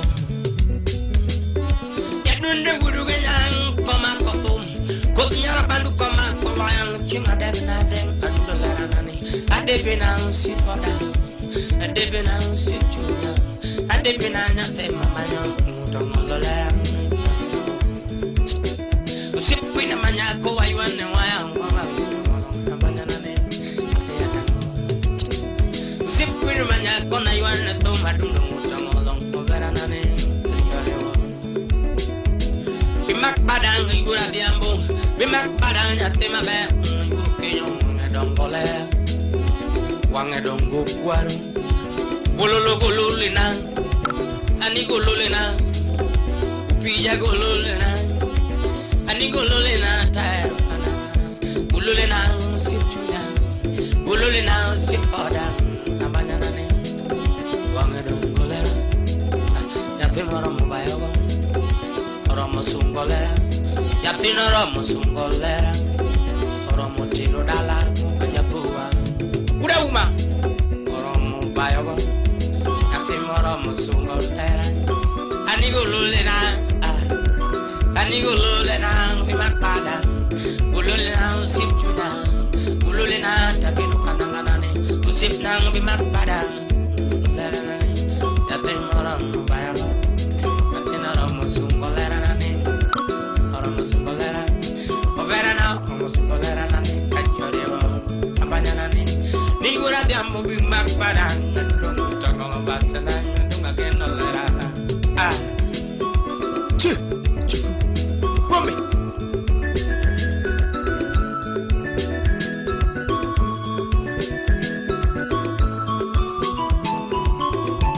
Engango. Nyakachi. Nyakachi dala. Nyakachi. Yo nyakacho nyola nyako. Nyakacho nyola nyako. Nyakabodolera. Ani nyakabodolera. Papunditi kanyo. Nyakachonyola nyako nuijowero Owadege mavi Usip kwen Usip parin manyako Usip rejal manyako genolera Usip deana genolera Usip pin manyaka genolera Basnang nuguru kinyo Basnang nugageno mutongolo Atumonyo ngabandu Atumonyo ngakamba Santa sana Nyanga Gala Udaero Wachono winyo mbere kabisa Mana wadugo titi Waleni sana kumwito baba Jadunga Gala Godon Udegu Misa ni kopo giketo kanyo Tarik prario kodario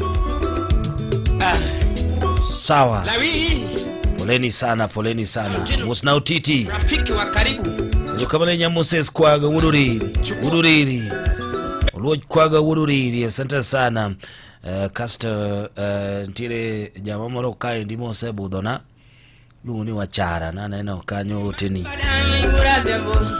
na neno message ni wachara Bimakpada kwa mokatinga Bimakpada kwa mogera Nyatima be Aiguro goma be makpada Aiguro karo makpada Gurejo be makpada Aiguro kati Yadundo yura diamboni Yatima be Kananganane Mbasana Anim onyango kina kina Kugolo gari Onyango kina kugolo gari Alright, geki niride doragoni uriti seche geki chinuri ndi mara kogwen makuru ni ndido njogegiko Ingen Solomon Tito Kafaya Marum Kinyo Chwade Friday in style tukimaliza Nyakache Brubio kai ndi mono mioso mniweche manyine wachuwa kalafu ikuwe sawa Warum Kinyo kwa Ramogi Take care Rakamana Kawitea Keti Elweta Ruth Nyajimo Rotare Kodi Chendu Mara Wango Nyango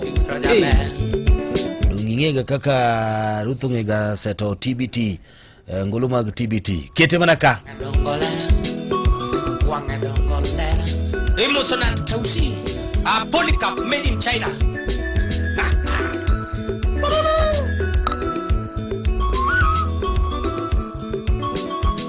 Ramogi Radio,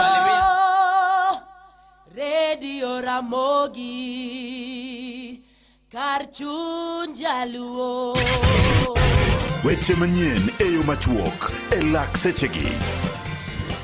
Oyaure nyakoro Mogajuang kendo machiegni nyinga Vincent Otieno.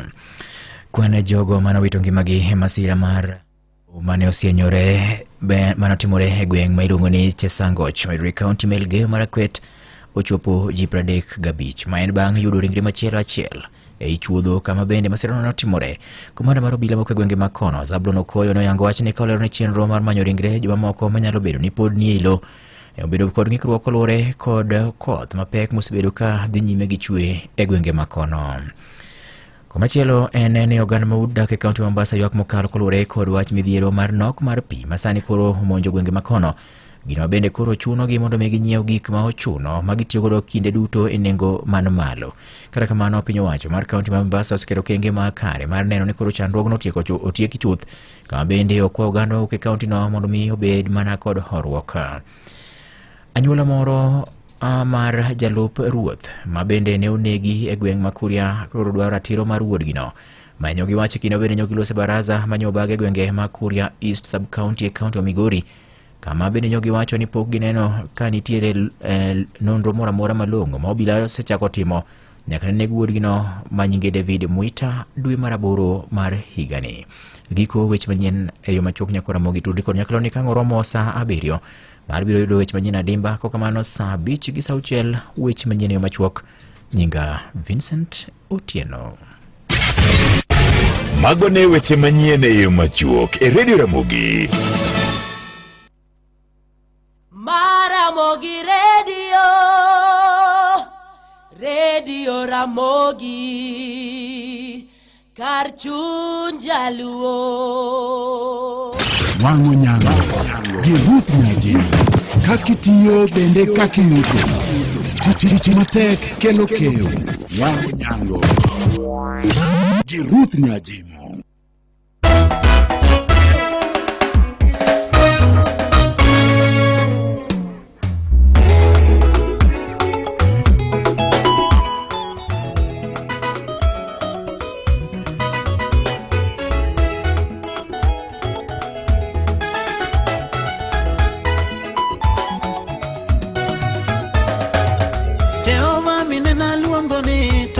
Majuke simo kananyo lero de sandore Toyota majuke simo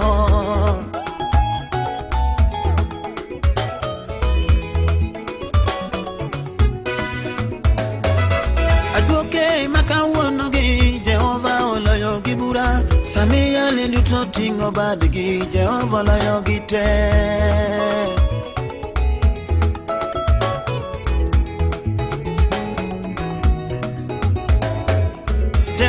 Minena chongoni Toyota majuke simo Nengone uyombo jomwandu Mejota majuke simo ga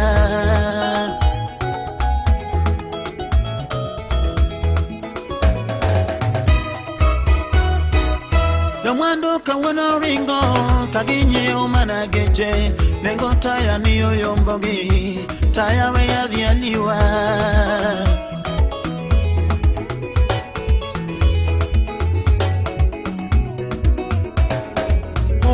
Gigo ma okopidho duto ma ingimana omiyo we monda dendewa taya dongo winjore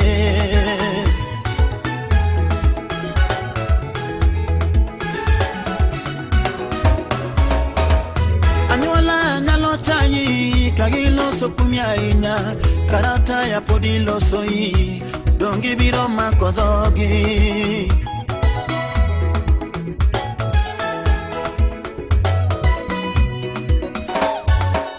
Samanyuola loso kwami Yesu taya kara windogi Kikibed gibwoko mamana Gena kumewa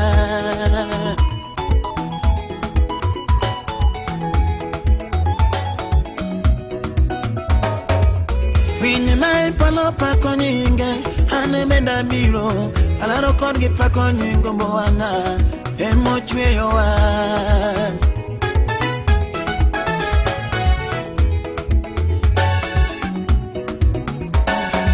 Ochweyo dhano mondo olame, jomoko to dhi e ng'anyo, reche ma e pigi dhialo nyinge, taya dongo winjore.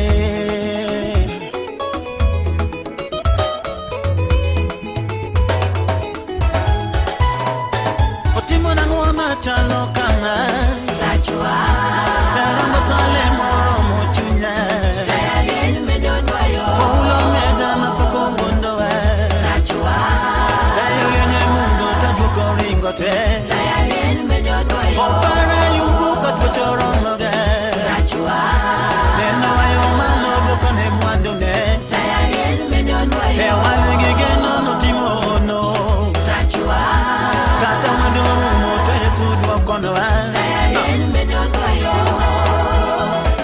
Amosi noyore, good morning. Kamora mora ma intiere odiechieng' majaber mar tich ang'wen tarik en 6 dwe mar 11 hik 2025. Ma en Radio Ramogi, en radio mami puonj makare madongo ganda, radio mami weche manyien, radio mami thumbe gimor kar chunyi ka kar duoko ni kuom higni 22 mosekalo. Nairobi waidore ondamo 107.1 FM, Kisumu 107.6, Nakuru 95.4, Siaya 98.4, ka Mombasa waidore ondamo 99.2. Saa en ang'wen dakika bore wiye wango nyango TBT. Mabrota ye wango nyango TBT en Andruth anya Jimo Nyonga nya Joseph Otieno Duk. Wabobedo kod mwalimu Adienge kang'oro Mosabich gi dakika kodhienya to dakika boro kanyo mondo mwadhi nyime kod gima ne wachako tich ang'wen mokalo. Ne wasiwinjore wango nyango ka ani hapa ni kazi, hapa ni kazi, hapa ni pesa. To kumwatie matek ni bende okiwe ma oking'eyo gima ne watimo chien kaka Uganda Luo. Wow, chenro majumbe ariyo mosekalo Nyakora Mugi Ajuanga. We wango nyango TBT kamora mora maintiere. Karibu sana.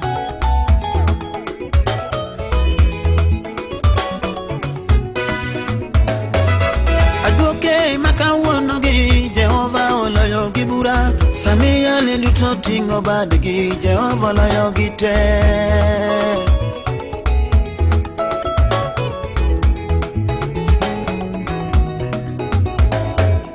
Jehova minena chongoni, tayota majuke simo, nengone uyombo jomwandu, mejota majuke simoga.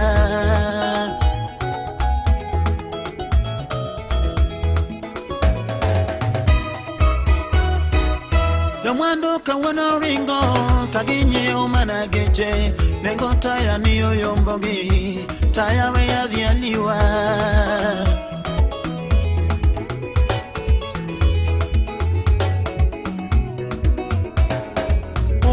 Gigo ma oko pidho duto ma engimana, omiyo we monda dendewa, taya dongo winjore.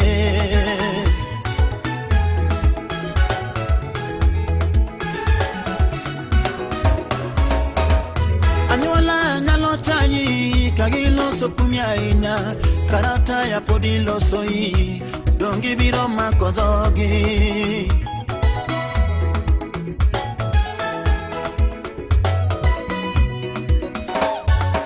Sama nyuola loso komi, Yesu taya kara windogi, kikibed gi bwoko mamana, gena kumewa.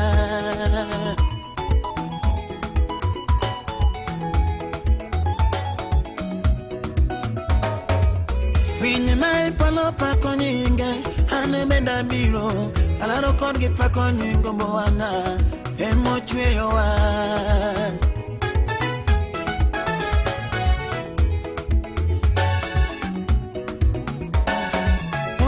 Dhano mondo olame, jomoko to dhi e ng'anyo, reche ma e pigi dhialo nyinge, taya dongo winjore.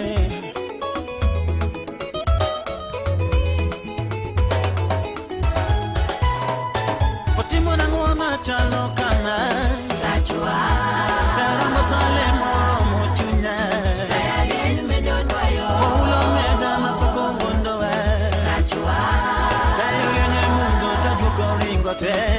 lieny mejonwayo Opara yubuka tuchoronoge Zachua Nena wayo mano bukone mwandune Taya lieny mejonwayo Hewa ligigeno no timo no Zachua Kata mwandumu moto Yesu duokono wa Taya